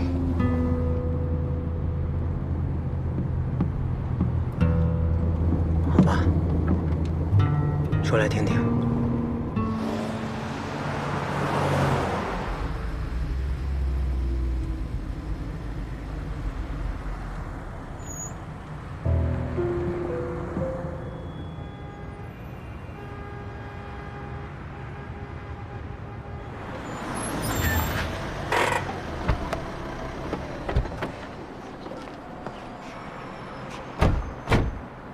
放心吧，我尽力而为。那就多谢了。如果目标出现危险，你会？我会尽力斡旋，把情况化解。那万一不能和平解决呢？无论和平与否，我都会解决的。这么说，你该放心了吧？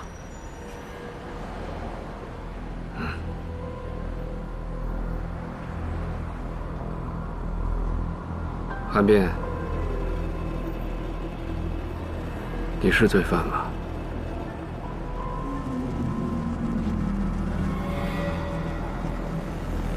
关队，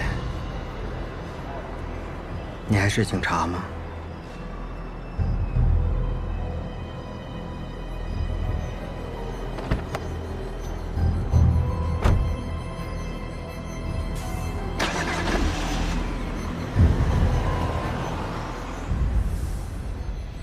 彤彤，找我有事儿？您出差这么辛苦，回来还要值班，就不能和周队换一下吗？哎，也不能这么说嘛。我不在的时候，这周队啊，也是不分白天黑夜的，轮轴转嘛。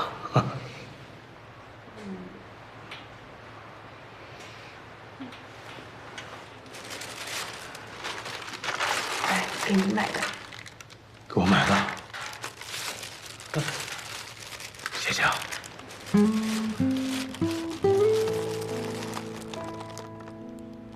您知道吗？周队也许要恢复关老师的顾问身份了。啊，你还希望给关老师做助理啊？这个我可说的不算，我得听领导的安排。哎，你这口气，怎么这么像我说话呢？哦，我明白了，你看用这种方式来教训我，对吧？哎呀，是啊，这种口气说话呀，确实招人烦了。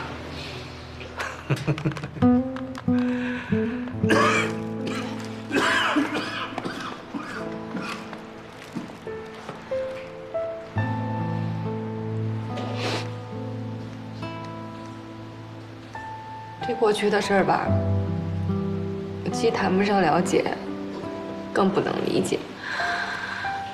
也许婚姻关系中本来就没有谁对谁错，过去的就该过去了。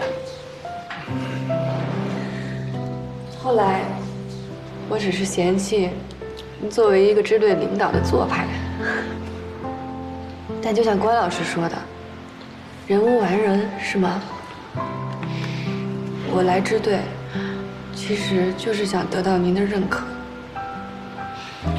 但我好像从来没有考虑到您的感受。我不喜欢您的工作方式，但也不应该这样对你。讨厌我这种做派的人啊，也不止你一个，我以后一定要注意。毕竟10多年了嘛。哎，彤彤，以后碰到我还是这种口气的话，提醒我一下，啊，要想让我一下改啊，也不现实。但是啊，跟自己的孩子说话还打着官腔，真是啊，蠢到家了。哎，彤彤，今后在支队，不管你在哪个部门，是组织安排也好，还是你自由选择也罢，我呢都义无反顾的尊重你的选择。你长大了，爸爸相信你有能耐规划好自己的一切啊。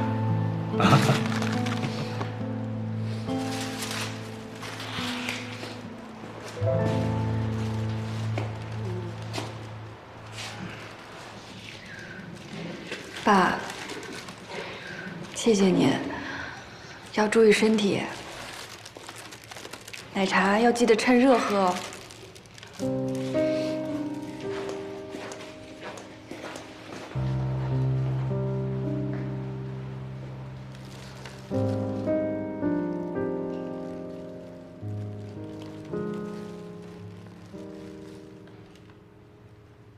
小周，哎，周队。关老师回来了吗？啊，我正找他呢。不知道。哎，不过他好像刚才和我说一会儿会来队里找您。刘队看见了吗？哦，他应该回办公室了。嗯，哎，对了，你把213那个物证调出来，一会儿我要看。嗯。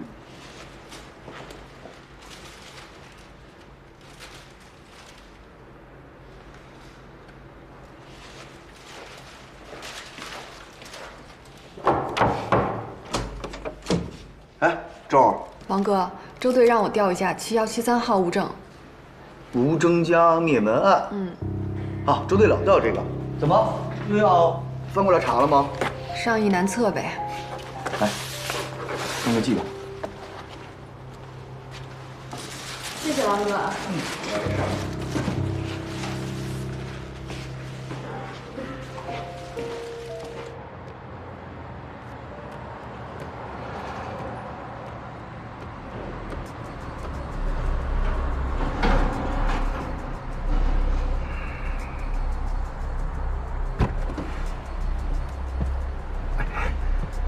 一哥，怎么样了？妈的，还不来人？还不来？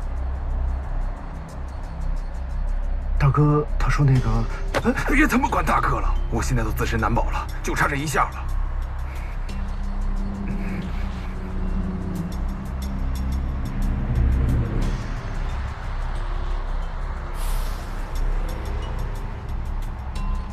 哎，终于来了。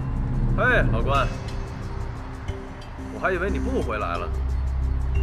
周巡，我哪敢呢？再说了，我行李还在小周车上呢。哎，等一下，咱就别回去了。我刚跟老刘置了一肚子气，咱哥俩溜达溜达去。啊，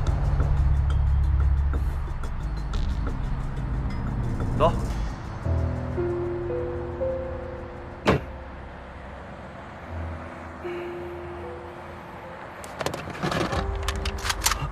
叶哥，你疯了？那可是周巡呐，这可是公安局门口，你要在这儿开枪，大哥要是知道，是再也不会把我们兜着的。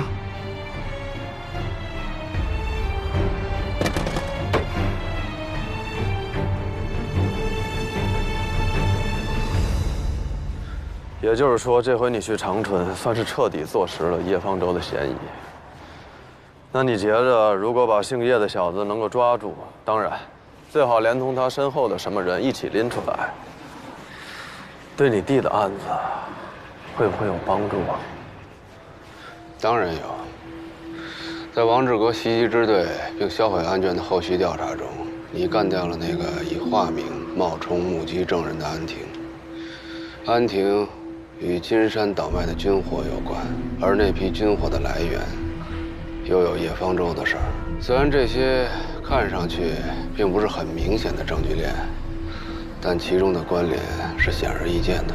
等等，就算叶方舟倒卖军火、倒卖赃物，甚至手上可能还有人命，他和安婷相识也没错。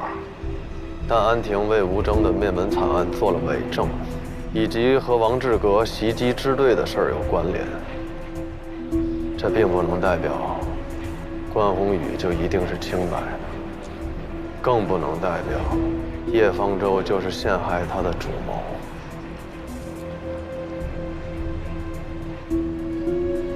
是。希望抓到他们以后，一切就都能真相大白了。反正我是相信我弟弟是被冤枉的。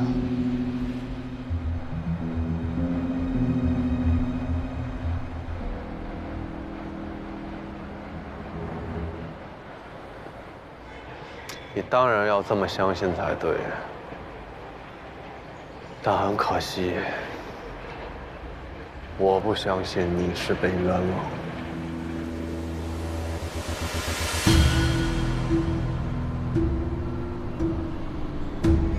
我知道，高亚楠相信你，而且在案发之前，你们就已经和好了。当然，还有你哥。他冒了这么大险，和你共享同一身份，对，你们俩才敢耍了我这么久。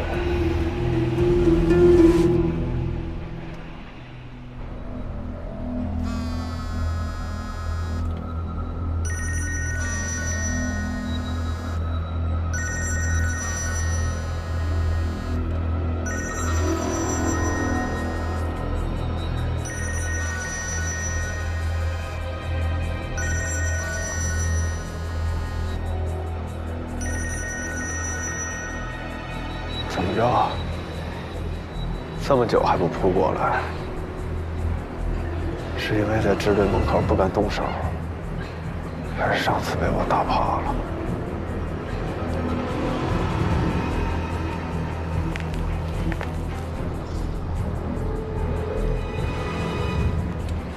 周迅，你是不是想抓我弟想疯了？关宏宇，别再隐瞒了。上次在水房里拿枪指着我，还记得跟我说了什么吗？谁想到你也在这儿？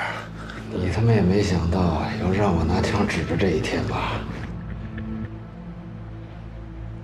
我再给你提个醒儿，上次在公交车上发生的事情，你也应该知道吧？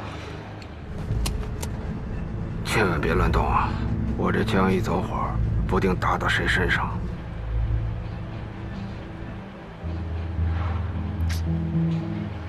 百密一疏啊！你们哥俩在我眼皮子底下养了这么久的双簧，却因为这一点点小的失误，在水房那次，你并不是第一次拿枪指着我。当然，你以为是，这也没错，因为上一次是你哥。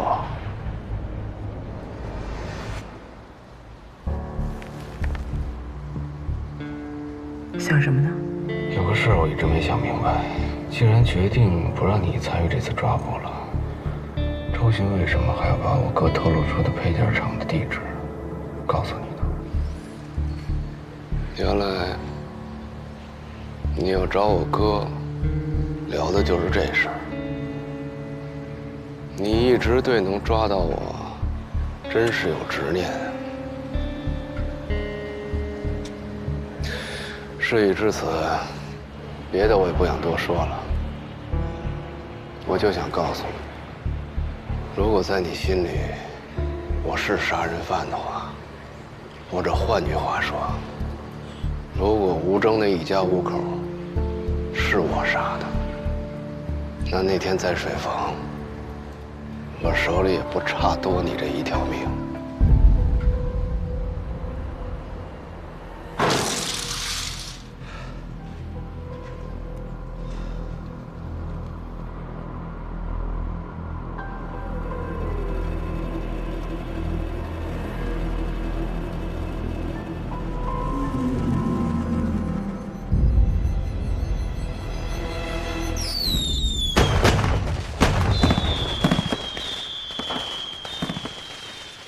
宏宇，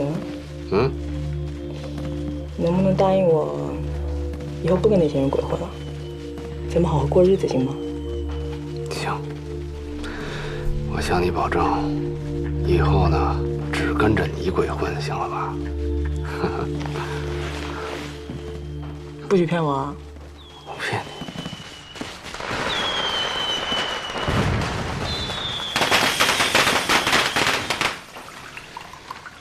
我在街面上耍这几年呢，虽然都是小打小闹，但也承蒙各位的照顾。这眼瞅又是1年了，我琢磨，我这岁数越来越大，也该收收心了。我打算以后本本分分过日子。从今儿起，12点以后，咱北城街面上就没我关宏宇这一号。一个是向各位表示感谢，再一个跟你们道个别。先干为敬，啊！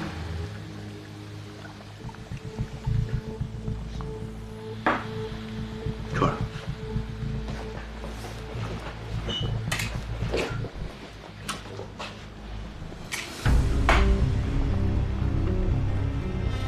关子，要不是认识你这么多年，哥哥我还以为你跟我闹着玩呢。咱们不是居委会大帽，思想工作。咱们就抛一边，兄弟，给个痛快话，有商量吗？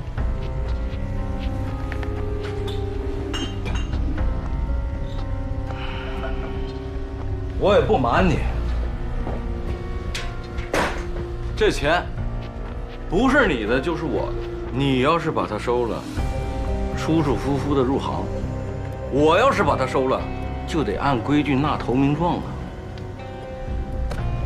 你好好想想，不要让哥哥太难做。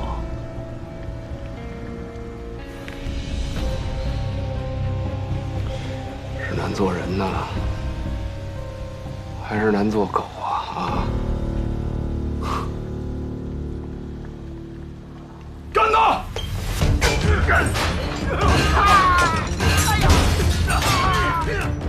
大人，别跑！别跑！站住！喂，他妈的，这小子他妈翻脸跑了！喂，侯宇，这都快12点了，你怎么还没回来？你在哪儿呢？丫的，我可能暂时回不去了。啊？出什么事了？我也不知道，我跟一帮人，我有可能杀了人。什么？杀人？一句两句跟你说不清楚，你一定要相信我，我真的不是故意的。我不跟你多说了，我得赶紧打电话问我哥。哎，哥，你听我说，赶紧跑吧！啊？什么？出人命了！现场有证据显示，很可能是你干的。不出意外的话，天亮之前协查通告就该公布。你要么投案自首，要不就把事情说清楚，要么就赶紧跑。你说什么？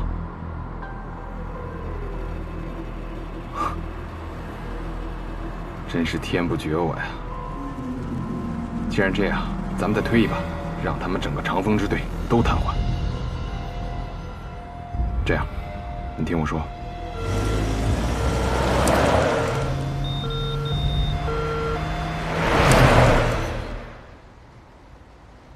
你被通缉是因为杀害了吴征一家5口。你知道吴征是谁吗？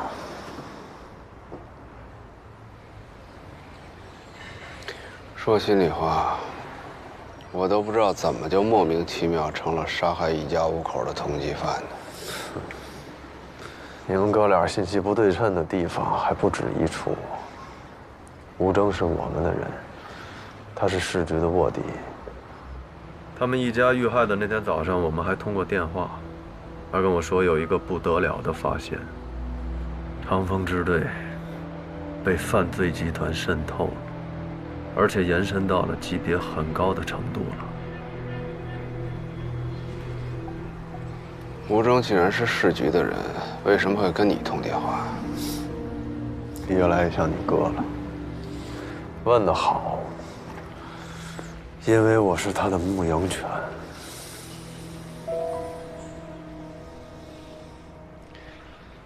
就像赵新成之于林佳音，出于行动保密的需要，市局经常会从各分院局抽调人手，参加行动外围的保密工作，或者是联络工作。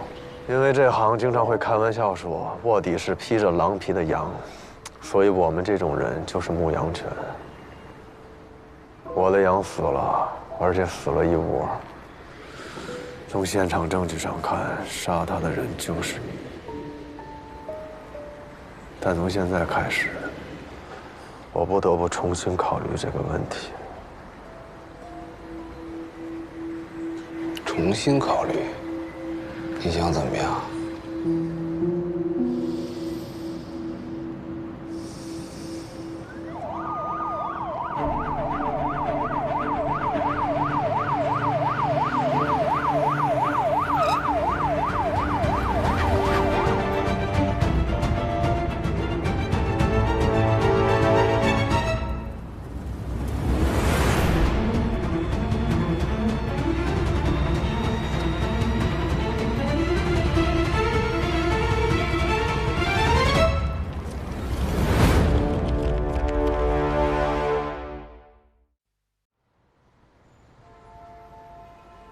你被通缉是因为杀害了吴征一家5口。你知道吴征是谁吗？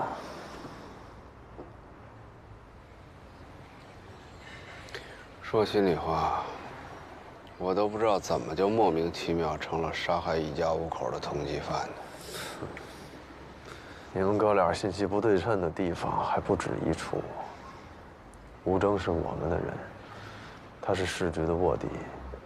他们一家遇害的那天早上，我们还通过电话，他跟我说有一个不得了的发现：长风支队被犯罪集团渗透了，而且延伸到了级别很高的程度了。吴征既然是市局的人，为什么会跟你通电话？越来越像你哥了。问得好，因为我是他的牧羊犬。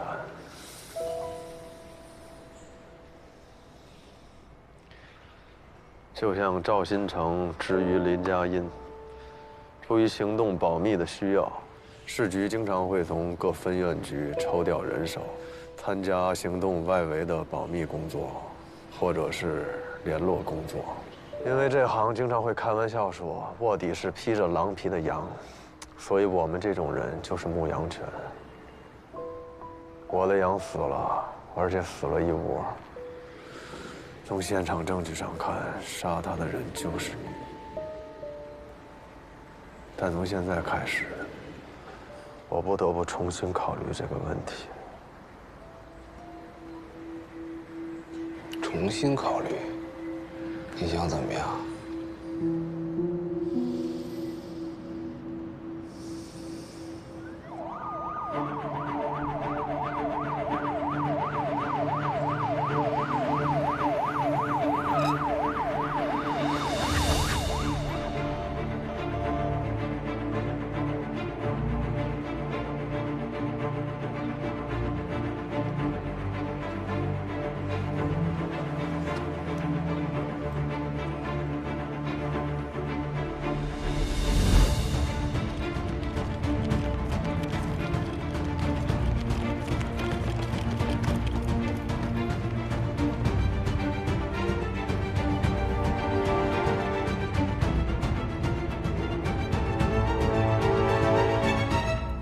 周巡，你因为被举报涉嫌谋害刘长勇副支队长，现在市局指派海港支队调查此案，决定对你采取拘留措施，带走。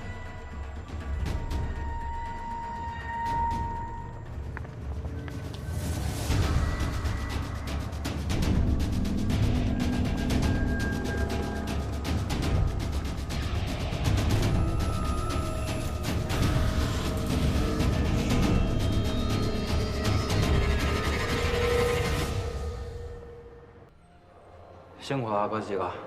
小王，哎，官仔，怎么样？什么情况？心脏病、脑溢血还是中风？到底什么症状啊？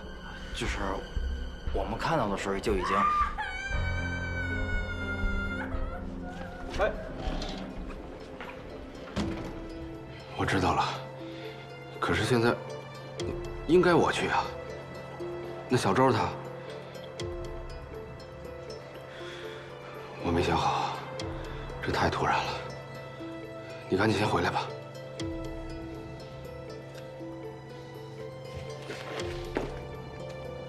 怎么出什么事了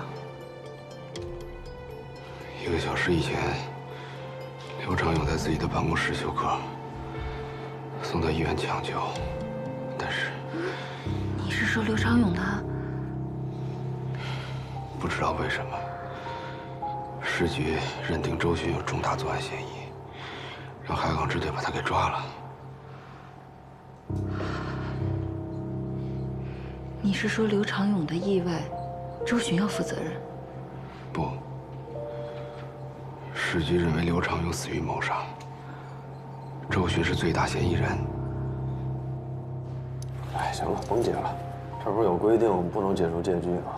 就这么着吧，啊。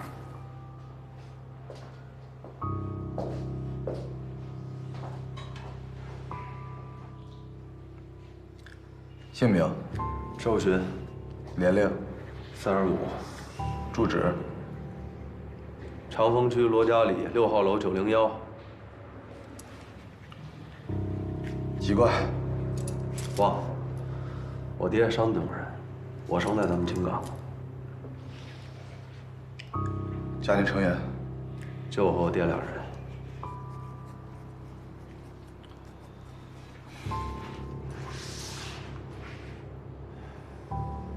没事儿啊，该怎么问怎么问，你们不要有顾虑，做好你们工作就行了。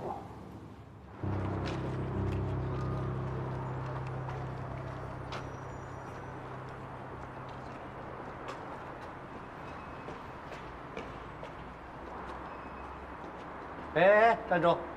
你谁呀？请出示证件。我是这儿的顾问，没有证件。以前是这支队长，随便找个同事都能证明。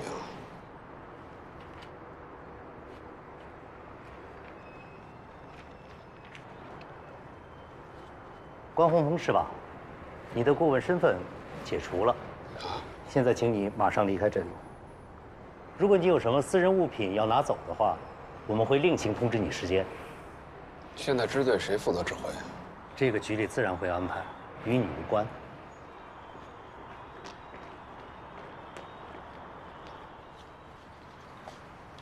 海港支队勘察现场。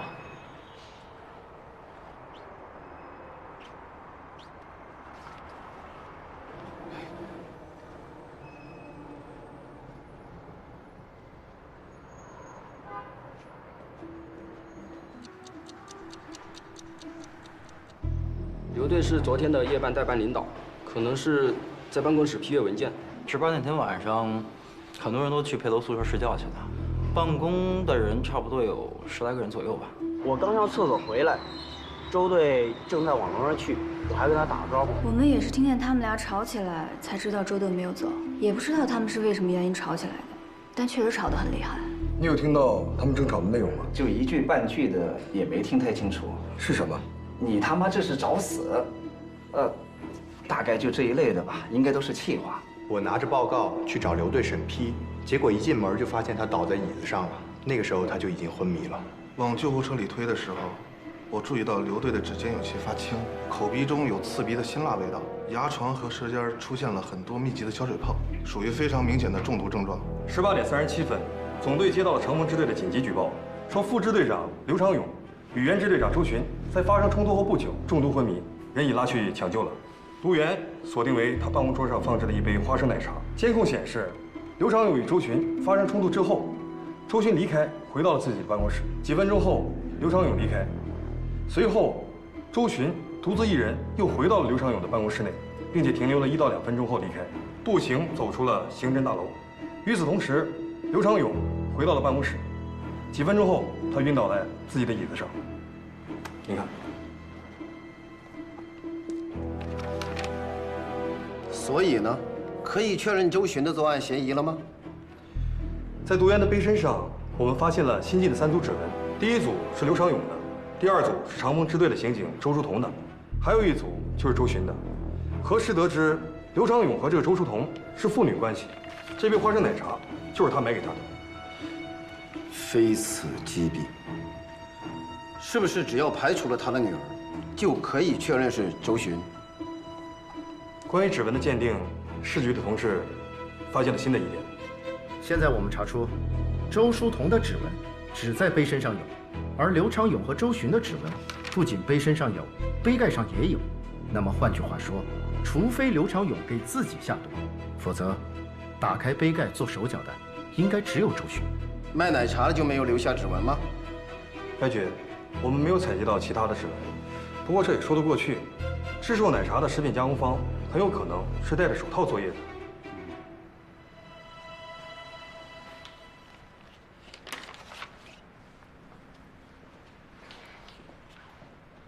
好的，我知道了。等有进展的时候随时联系。好的，关队，随时电联。叶方舟，肯定是叶方舟。你这么快就确定这事儿跟周巡没关系了？周巡这个大老粗，你要说他活活把谁打死，我信。但我绝不相信他会使用投毒这种小伎俩，更何况他是在自家的支队，到处都是监控，他又不是不知道。没错，这件事有很大的疑点，尤其是这刘长勇一上急救车，市局那边立马就接到举报，指向性异常明显。事关市分院局支队领导的生死，市局反应迅速，也在情理之中。宏宇向我描述过当时的情景，别的不说，他正和宏宇了解从长春调查回来的线索。当时他的表情、语态都非常的轻松自然，不像是刚投毒害过人的样子，对吧？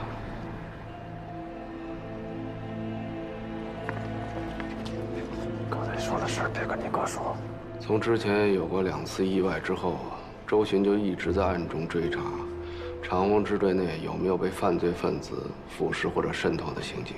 从现在的情形来判断，他侦破的方向是对的。如果说周巡真的是被冤枉的话，那我们现在该怎么办？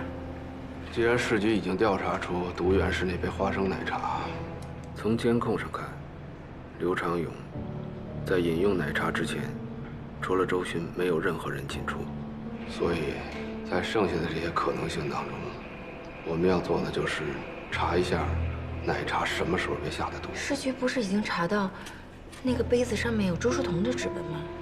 你说到点上了。我在支队这么多年，从不记得刘长勇是那种给自己买花生奶茶喝的人。得找机会问一下小周，那杯奶茶是不是他买给刘长勇喝的？等会儿我去医院问问。哎，如果我们能核实出那杯奶茶是在哪儿买的，你有没有把握把沿途的监控录像都调出来？不是，那你看你想看哪种监控呢？其中它交通监控和安防监控它破解办法是不一样的。你到时候吧，它不是说你行了，反正现在咱这状态也虱子多了不怕咬，我就都把它破了，你到时候看呗。先把机票的问题解决了再说。佳音，你准备飞长春吧，务必要保证乔森的安全。他可是咱们手上最有价值的证人。就目前情况看来，叶方舟这伙人已经丧心病狂，你要做好心理准备，随时旋入凶险。那倒无所谓。如果陷入你所说的境地，交战的规则是什么？等到了正面交锋的时候，咱们绝不能手软。就算为了对付他们，你最好不要变得和他们一样丧心病狂。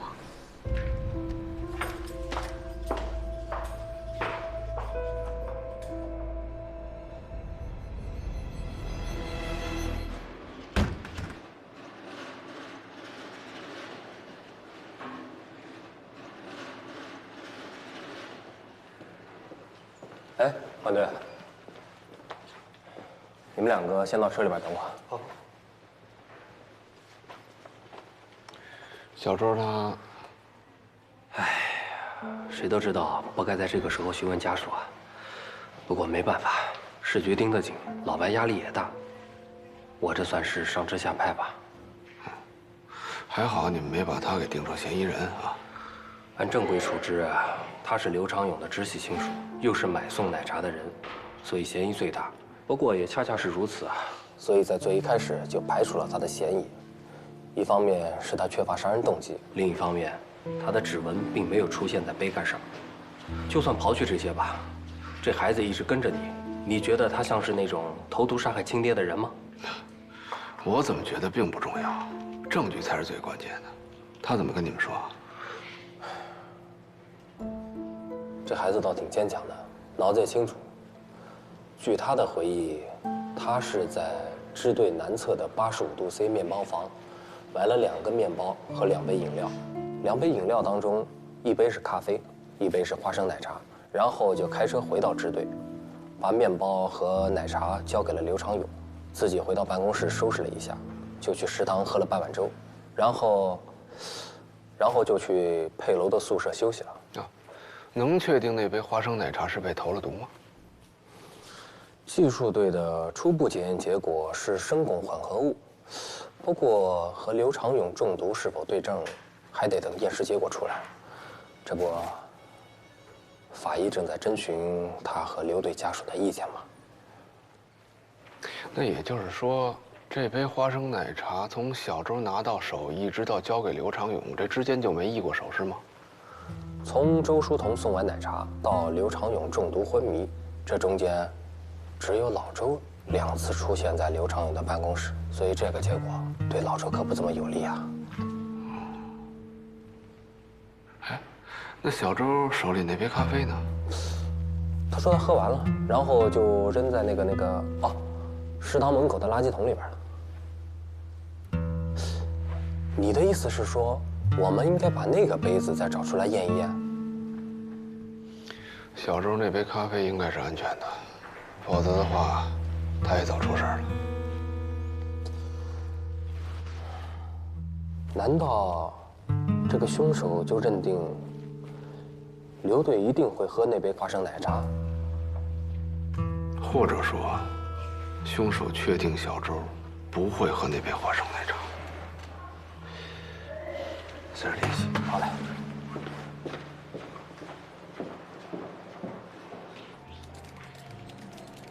哎，好了，你们看啊，这个人他来了，进去了，买完了，出来了，没了。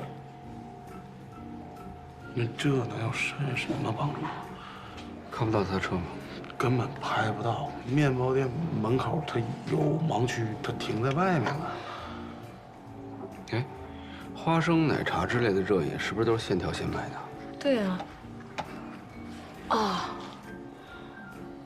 你是怀疑面包店的店员偷的毒？啊？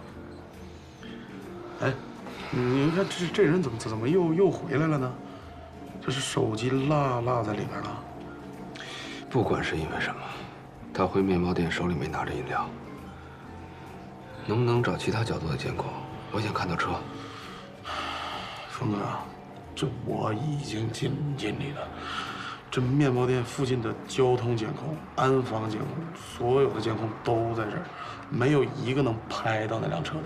就包括你在他车里的时候也是这样。这个面包店门口，它这个监控就是有盲区。你这能怎么办呢？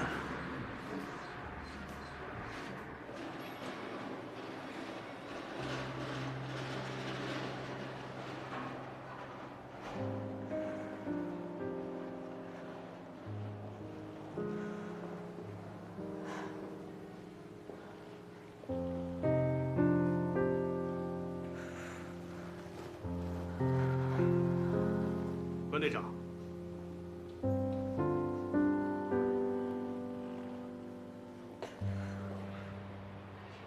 王队，好久不见。啊，你怎么还在这儿呢？刘队的爱人现在里面，能否做尸检，我们要征得家属的同意。周警官那儿倒是没什么问题，但是授权书上还需要刘队的陪我签字。行，那你先忙。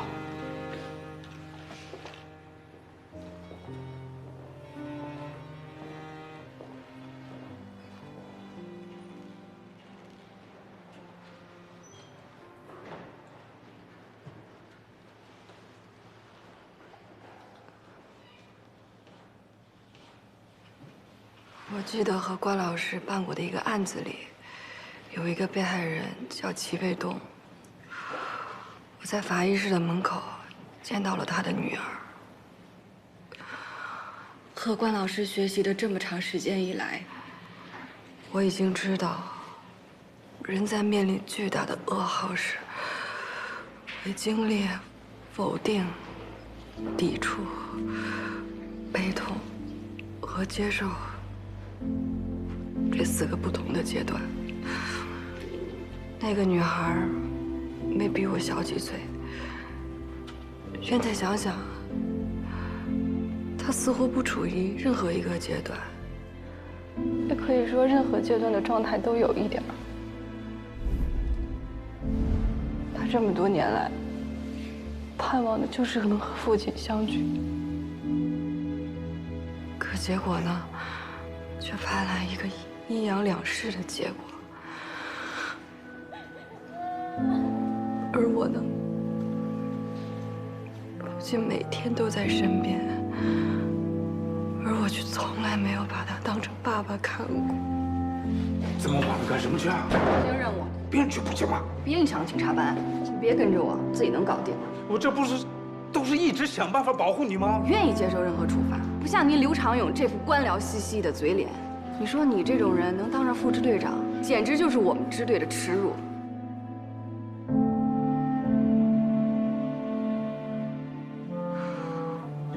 你不是给他买了了吃的和饮料吗？我想你们现在的关系肯定比原来好太多了。对呀，就这么唯一的一次，还给了别人下毒的机会。负责抢救的医生告诉我，是中毒导致器官衰竭。刚才海港支队的人也过来问我去面包店买东西前后的情况，再加上何法医现在也在等着尸检的许可文件，我还是能想明白的。现在还不能确定，何况真有人想故意投毒，总能找到机会。这种情况有很大的偶然性。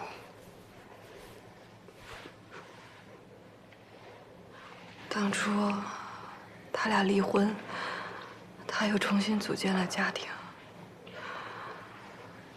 妈妈病重了，没过多久也去世了。叶方舟也被他开除出支队，继而和我分手。所有的这一切，我一直认为都是他造成的，而我当时以为自己能做的，就是拿自己的命换他后悔一辈子。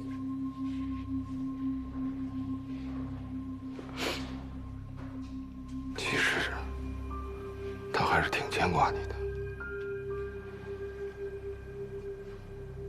对呀，人长大一点儿，其实就都明白了，这些不过都是简单的因果。在我很小的时候，他俩就不停地争吵。他不愿意继续不幸福的婚姻，所以重新做了选择。我本来就不去探究事情的因果，只在乎自己对结果的感受。你说我是不是很幼稚、很自私？或者说是很蠢？我不知道他是不是一个好警察，但在我看来，也许做警察和做人一样，都有长有短。我也不确定他是不是一个好父亲，但我现在理解他，家家都有本难念的经，而他呢？他是我爸爸。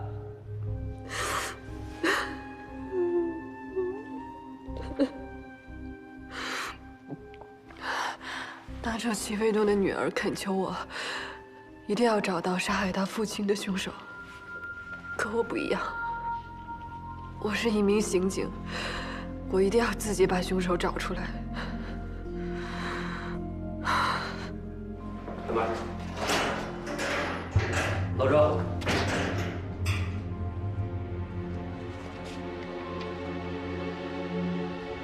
赵伟，他是坐着，我也没问你。这样，我来问，你们进。怎么着？铐子都不给摘，太不给面子了。行了，你这么弄我更摘不干净了。就这样。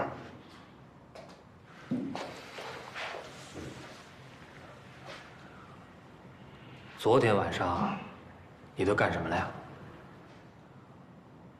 昨天晚上老刘出差回来，然后我让他帮我值个夜班，然后头6点我找他说点事儿，然后6点之后我就离开支队了，然后在门口碰见了老关，我和老关随便聊了几句，大概其就是聊了聊，希望他能继续回来当顾问的事儿。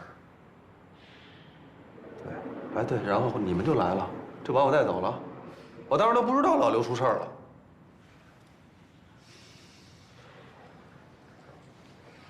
那你和刘长勇见面的时候，都说了些什么呀？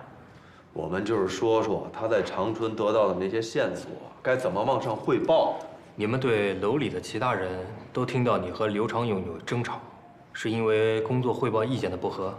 因为什么我想不起来了，但我们俩不一直就不和吗？这就不用记。该怎么记怎么记，全队上下都知道我们俩不和。但是老刘是我们支队的人，我周巡的枪口向来是冲外的，绝不冲自己人。那你又回到刘长勇的屋里边，又看见他桌上放着一杯奶茶吗？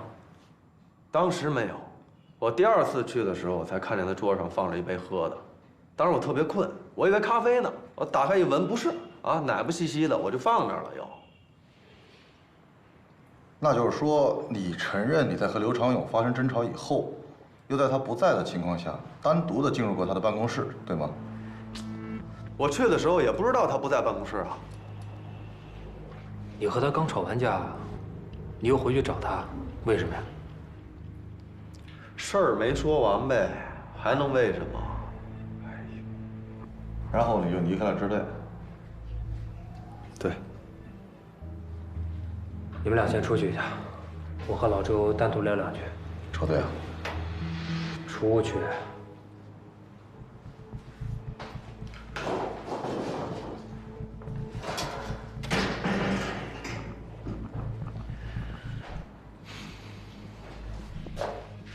这么多年兄弟了，我也就不绕弯子了。刘长勇的死，到底和你有没有关系？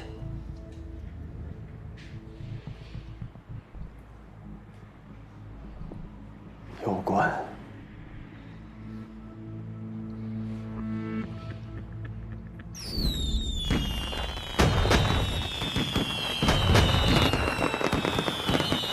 喂，说什么？大的时候听不见。啊？没有人。我说没人，没人，你抽调个屁呀！预审也来借人，派出所也来借人，巡查也来借人，哪他妈还有人啊？啊！你找治安队拆对吧？啊，就这样了啊！喂，哎，是我，谁？哎，老高是吧？哎，我让人过去了啊，不是什么刑事案件，就是一户人家把羊腿挂门口了。对，羊腿什么人腿啊？我告诉你，咱不说老百姓了，就是你们这派出所辨别能力太差。行，好，我知道了。哎，先不说了，我这来电话了啊。啊，好，过年好。哎，好嘞，哎。喂，我周巡，啊，不是你跟台子里说，我这没有台子呀，台子都拿出去了。对，哦，马上到是吧？行，那我下去啊。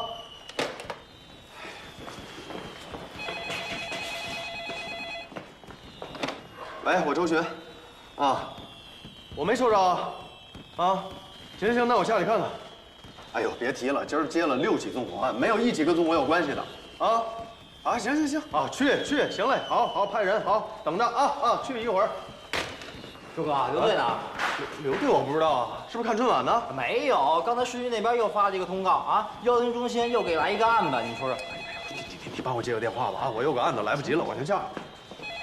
哎，对了，玩，快啊！把你把那台子借我使使，我这没有了啊，给我用啊，谢谢啊。哎，收到，回话。收到，听讲。啊，远洋洗浴中心刚接到纵火报案，你们去现场看看，看是哪个缺心眼的把2踢脚崩到人房顶子上了啊！哥几个辛苦了啊！哎。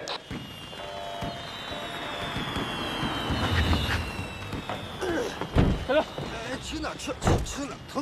疼！哎。嘿，又是那小子啊！周哥，行，还没到12点啊，好样的，刷了去年记录了，今年都3进宫了。签个交接单。周哥，这是误会，他这手表就放在那儿，我以为没主呢，我就顺手。行了，误什么会啊？事后你打人失主怎么回事？不是，行了，得了，哎，哥几个辛苦啊！把他全家那个暂看吧，行吧？啊，对了，会议室有吃有喝，歇会儿暖和再走啊。好，辛苦啊！哎。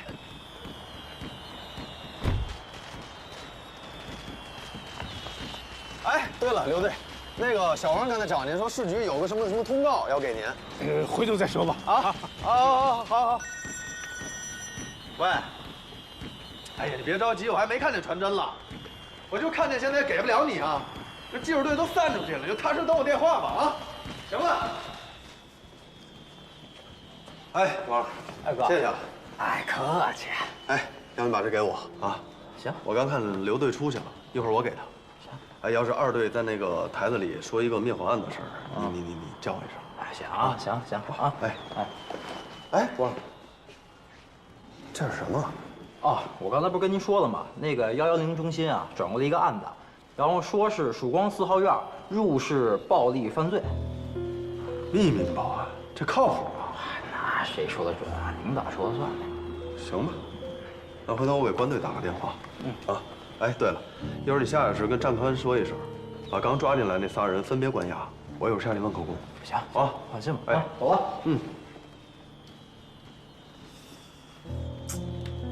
不接电话呢。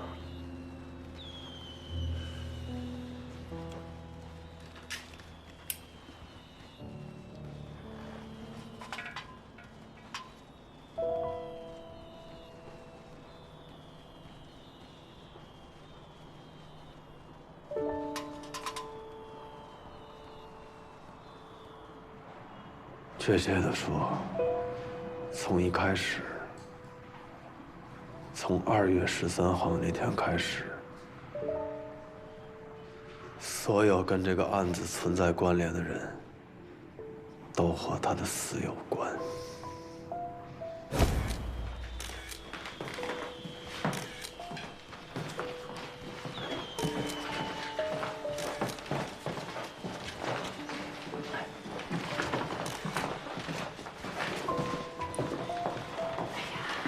凶器啊，不可能是在这里面的，不用翻了。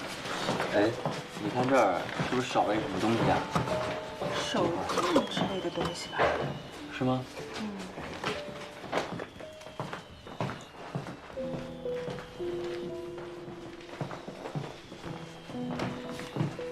还没联系上关队啊？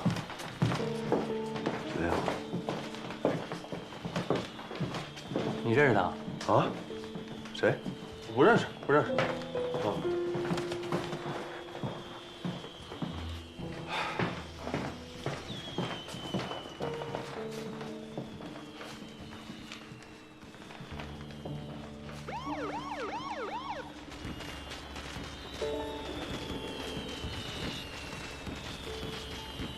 回来了，周哥，周哥。哎，哎，周哥。哎呦，关队，你可回来了！给你打了好几个电话都没人接。鞭炮声太吵了，没听见手机响。哦，你怎么不在现场盯着呀？啊，我这勘察差不多了，我跟老刘吃口饭去。老刘呢？回队了。凶器都没找着，叫勘察的差不多了。凶器找着了？小高在楼道垃圾桶里找着的，上面有血迹和指纹。哎，对了，那个技术队在现场也发现了一块带有毛囊的头发，如果是凶手的 DNA 再加上指纹，那就是铁证。只要能找着人，这孙子想赖都赖不掉。关队，结果比对出来了。谁呀？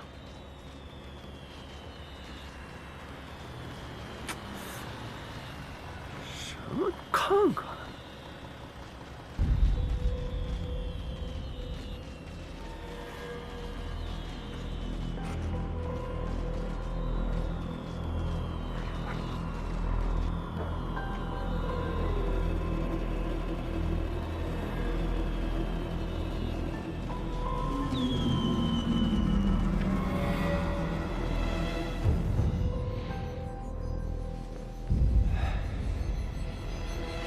现在这么看，这辆车用的是套牌，根据车牌号分析，这很有可能是一辆09年的海马。能从视频里看清楚司机的脸吗？现在这光线和角度实在是太不理想了，看不清。现在基本上能确定，他一直在跟踪我和周树桐。哥，你有没有想过，不管是谁往奶茶里下的毒，他可能想毒死的并不一定是刘长勇。当然，他看到小周买了2杯奶茶，却选择了其中1杯投毒，应该是排除了几种可能性。譬如小周会一下喝掉2杯奶茶，或者他选择花生奶茶喝。他知道周书彤无论如何都不会喝花生奶茶。要不你就再来一个花生牛奶。不用了，我吃花生过敏，一吃就长痘痘。遗传吧？啊？那倒不是，我父母都不这样，就我这样。所以说，他了解小周的生活习惯，甚至知道他吃什么不吃什么。从动机上来看，这杯奶茶不是想毒死我，就是想毒死周巡或者刘长勇。为什么呀？因为周书彤的办公室里有很多的同事，你去待一段时间就知道了。要买的话，每人买1份，要不就干脆不买。他只多买了1杯奶茶，恐怕是给某个领导。从隶属关系上来推测，关宏峰的可能性最大，而且他也不在意毒死其他人。你说，周书彤回去取手机，来回来去也就1分钟啊，凶手是在这个时间下的毒吗？应该是。开警车外出，不锁或忘锁是常事儿，因为开的是警车嘛，总觉得一般人轻易都不敢碰。再加上武器和步话机都随身带着，里边也实在没什么可偷的。姓叶这小子，我真是见缝插针不拉空了。不是，但是现在咱们还不能确定这车里坐的人是谁呀？就这段时间，我们追的线索基本上都跟他有关。首先是王志革在押送途中被劫走，随后袭击支队，而王志革后来袭击支队用的那支枪，是我2年前和500遇袭时丢失的一支警枪。这起事件到最后，安婷因为被周巡看出马脚，想杀周巡，反遭击毙。而安婷死之前，最后见的人就是叶方舟。而且不要忘了，这个曾经化名为安藤的安婷，是洪宇被陷害那个案的所谓的目击证人。到了金山那档子事的时候，叶方舟为什么要跟着你？这个点我一直也想不明白，但是毫无疑问，他对这个事儿很上心。刘长勇之前循着线索一直追到了吉林，并且找到了金山他们那次军火交易的掮客乔森，而乔森则以手代笔写出了元凶的名字。哎，你说他设计这么多事儿，目的是什么呀？这些事儿不是他策划的，他只是个执行者。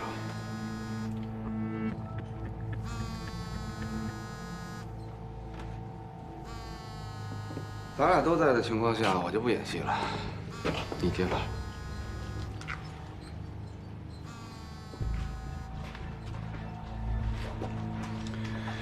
这些事儿的规模牵扯到非常复杂的情报来源、人员调配。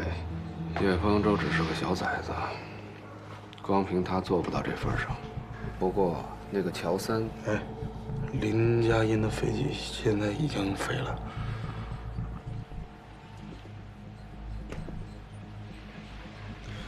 市局指派施广陵降任长风支队，他现在是管事的。我记得你跟我说过，他以前是从长风出去的。现在局面这么难看，派个老手来坐镇，也说得通。刚才是他亲自给我打的电话，关宏峰顾问的身份又恢复了。